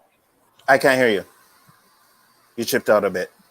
Well, by saying that, I can say Jordan doesn't have 8 titles because he took 2 years off to play baseball. Yeah, I'm not saying he didn't. But what I'm trying to say is he you took said those years off. You said just now that if he didn't have 0 championship rings, you could say that Jordan was better. Mm-hmm. But just because no, has one, no. I didn't say better because Jordan, let's be real, is better. Okay, I said it. But I'm trying to tell you is all right. We're gonna finish. That's it. You gonna finish. Hey, watch. That's it. That's it. You gonna say no more. No. I am gonna finish what I'm gonna say. No. I am gonna finish what I'm gonna say. You cannot go wrong with Michael picking Tim Duncan. He just can't because he has championship. He has the MVPs. He has the Finals MVPs. He has the there's All-Stars. nothing wrong with picking him. But if Michael Jordan's in the mix, you can't choose him over Michael Jordan. Yes, I can. Yes, but it doesn't make sense. Doesn't make sense. Why? Because you know in your heart. Because in your heart of hearts, you know that he's a better player. No. I do want to explain it because why? If I'm going for championships, I know Tim Duncan. I'm listening. I didn't hear what you said. If you are the president of whatever team, and they're in their primes, and you got the first choice, and you know in your heart of hearts that one player is better than the other one, then you'd be a fool to choose that one player. But if I'm going for championships, and I know I'm still going to get 5 championships with Tim Duncan anyways, and I'm a Spurs fan, then I'm going to take who I want to take because I'm still not losing anything. You don't know that. What do you mean I don't know that? You just said that. No, you don't know that you're going to get 5 championships if you. And then I don't know. Then I don't know if I'm going to get with Jordan then because that way I don't know if Jordan's really the best player of all. Right? How do I know that? Based on what you've seen. That's what I'm saying. Okay, so based off what I've seen, right? Exactly. So I've seen Jordan win 6 championships. I've seen Tim Duncan win 5. That's what I've seen. I've seen Tim Duncan, who was the number 1 draft pick, who was the greatest, who was the best player in college at that time. Michael Jordan was not. Let's just put it that way. Michael Jordan was not the greatest player in college when he played in college. No, he was not. If it wasn't for that game-winning shot, Michael Jordan would not have went in the position that he went. I think he went first? No, he went third. No, that's not true. He went third, right? Okay. That's not true. What do you mean? Yes, it is. Michael Jordan was not. I watched. You watched the documentary. He wasn't. He wasn't the best college player. But Tim Duncan was. But Tim Duncan was. But Tim Duncan was. That's my point. So you said go off of what? But he just said no. He just said go off of what I see. So that's what I see. If we're not talking about the NBA, we're talking about the college. That's what I see. Michael Jordan wasn't the best player in college. Tim Duncan was. So that makes him a better overall player than Jordan? I'm not saying that. He said to go off of what I see. That is what I've seen. If you're going off of the college, that's what I see. That's what you see. So you're basing it solely on college. He said based off of what I've seen in. I said NBA. He said no. I know. Off of what you've seen. Okay, so that's what I'm saying. Off of what you see in college, Tim Duncan had a better college career than Michael Jordan did. Tim Duncan was number 1 in almost all the stats in college. So. Okay, let me see. He also, I don't know. I'm not going to pick college with you. His first year, he only scored 9. His average was 9.8 points. Who? Tim Duncan. Okay. And second year was 16.8. Third year was 19.1. And fourth year was 20.8. Now let me see what Michael Jordan was.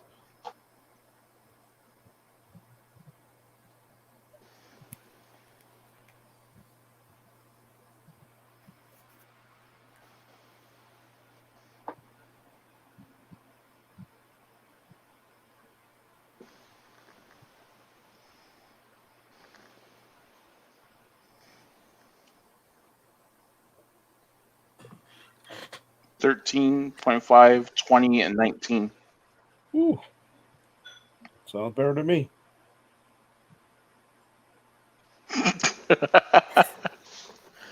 Yeah. For what year? Jordan I didn't hear played 3 that. years of college. Jordan played 3 years of college. First year, he averaged 13 and a half points. Yep. Then 20. Second year, 20 points. And the third year, 19.6. Okay, so it's on par. No, I don't know. It's on par. With What do you double. mean it's not on par? Oh, He Tim Duncan scored how much? digits. Tim only did 9 points. First year was And 9. how much did- Jordan's first year was 13. Second year was And then 16. Jordan's second year was 20. Third point was 19.1, 19.6. And So Jordan's his numbers were Jordan's higher third year. than 10. Jordan's numbers was higher than the best player in your mind. Well, hold on. What was Jordan's last year though? You said 19.6. No, yeah, 19.6 and 19. And Jordan and Tim Duncan was 19.1. Oh my God, a 0.1. Well, he wasn't number 0.5. one. I'm just saying. 0.5. Jordan's stats were better. By your words, you said he was a better player. By the stats, he was not a better player. That's what I'm saying. Okay, but Jordan was not the best player in college. No, hold on. Jordan was not the best player in college those years. That's why he didn't. I'm not saying he was, but he was. I'm saying he was not the best player during his time, but he was better than your player because his scores, his stats were better. That's what I'm saying. But it's not always about stats. Let's go. No. Hold on. No, I should say it's not always about points. Let's go to rebounds. Go to rebounds. Go to steals. Go to assists. You're just using one category, points. Okay. Tim Duncan's not a scoring machine. Tim Duncan's a rebounder. He's a defender. That's why he went number one. So you could pull out Jordan's scoring. Jordan has always scored more than Tim Duncan. But we're not talking just about the scoring. Talking about the reboundings, talking about the assists. Maybe Jordan might have had more assists than him.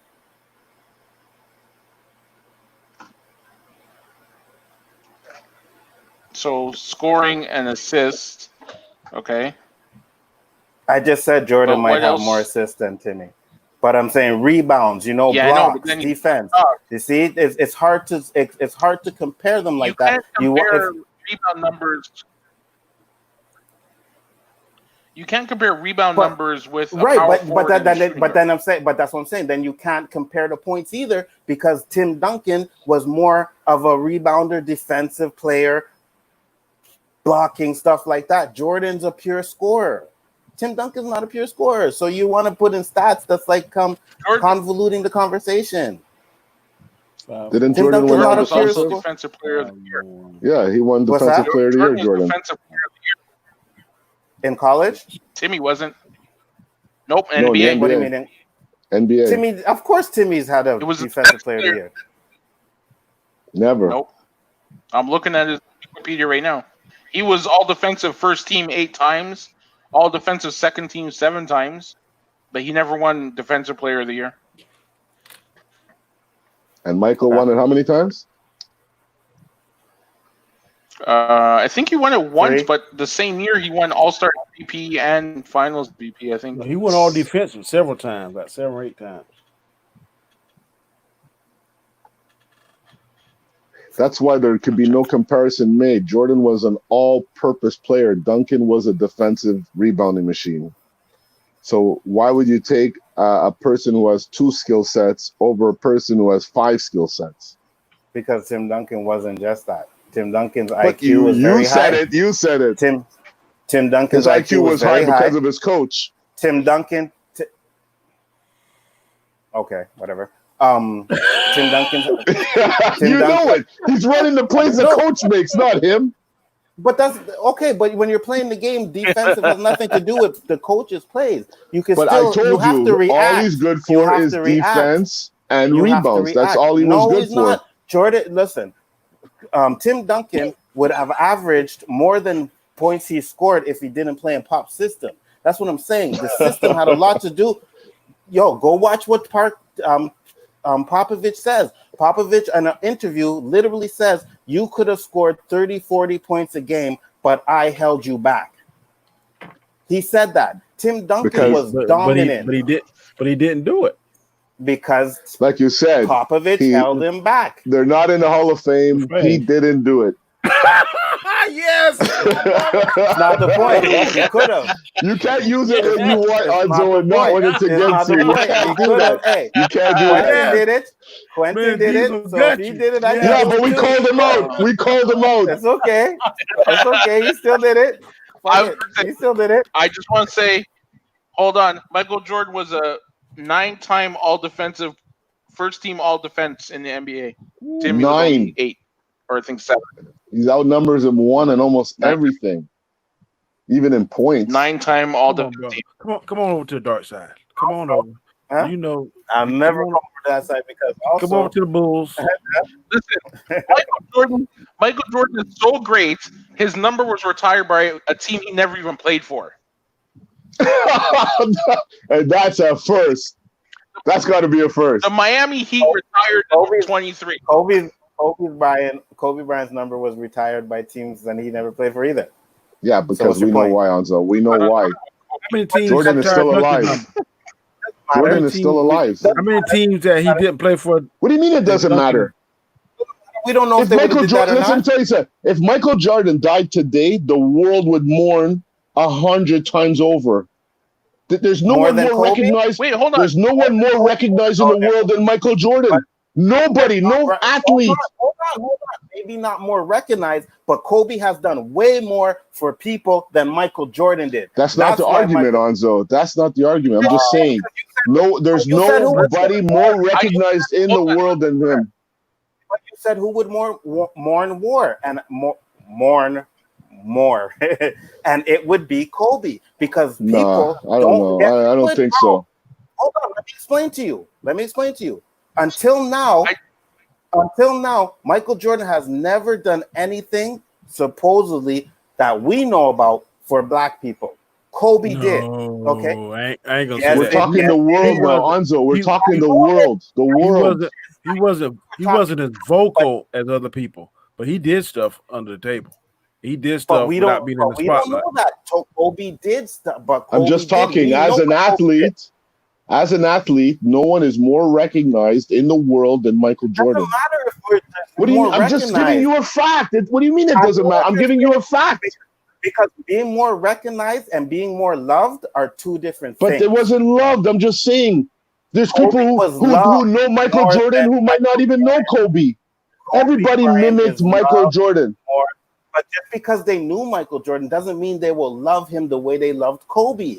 This is what I'm trying to say to you. Kobe was loved for everything he has done. That's why he was. Let me tell you something. Could I tell you something? I think Kobe was more hated before he passed than after he passed. People who hated Kobe couldn't stand his game, loved him after he passed. I can tell you that for a fact. I know few people for a fact could not stand Kobe's game. He would take 71 shots in a game. He was very selfish. A lot of people said he was very selfish. There were a lot of people like that. But when he passed, they shed a tear. They shed a tear because he lost his life with his daughter. It was traumatic. There was also a ton of people who loved Kobe as well. So you can talk about the little minority. We're talking recognition, Onzo. Recognition, not love. Recognition, not love. Everybody knows Michael Jordan. Everybody knows him. Not everybody knows Kobe Bryant. Just because they recognize him doesn't mean that they will feel anything when he dies. This is my point. But how do you know this? How do you know?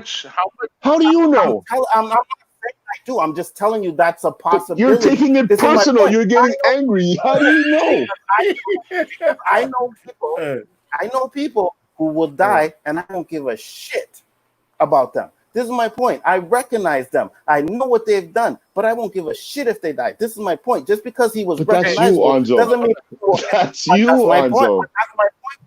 But you see, some people will hear Michael Jordan dies, they'll be shocked. Some people will hear Kobe Bryant died, and they'll say, "Who's Kobe Bryant?" Because he's not as recognized as Michael Jordan. That's all I'm saying. That's all I'm saying. Michael Jordan, and some people hear Michael Jordan die and say, "Oh well." You understand what I'm saying? No, you don't understand. I'm just saying they know who he is, Onzo. And we got He's more recognized. I have a question. Audi, you said mourning. The topic was mourning. You said more people will because mourn he's Jordan more recognized. It only makes sense. If I don't know who you are, how could I mourn for you? How could I mourn for you if I don't know who you are? More people know Michael Jordan than Kobe Bryant. That's all it is. Oh my God. Hold on. Even if you're more recognized, doesn't mean I'm gonna care if you die or not. That's my point. Who cares if he was more recognized? Hold on. I have a question. Hold on. 1 minute. Just let me ask one question. And I don't want to speak ill of the dead, but how much of the mourning for Kobe was due to the way he died? The fact that he died with his daughter in a helicopter crash was huge. It was huge. It was huge. It was huge. But again, we can say that's an if. We don't know. People mourn more, but the people. But we don't know people that. care more because he died with his daughter. But we don't know that. We don't know that. That's an if. If ifs were this, it's an if. My point is, regardless of what Roberto says, just because someone is recognized does not mean that people will have the same love for that person. Robin Williams died, and I didn't give a shit. Michael Jackson died, and that shit hurt. But imagine if I told you Robin Williams died, and you're like, "Who's Robin Williams?" Oh my God. Never mind. At least you know who he is. At least I could say Michael Jordan's dead. We got to finish this next week, or also you can pick the show back up because I really got to go to work. I'm gonna be late. Yeah, no problem. It was fantastic. Oh, sorry, man. All right, guys. I enjoyed it. We will be back next week, same bat time, same bat channel. That's 2 in a row, Anzo. I'm liking this, man. Hey, yeah, okay, that's what I told you guys. Later, Donnie. But like I said, I enjoyed the show, man. We will be back. 12 new questions. The chat, thank y'all for joining us. We really appreciate it. And until next time, bro, one thing I got to say is this. We ain't got no more words. Michael Jordan's the best.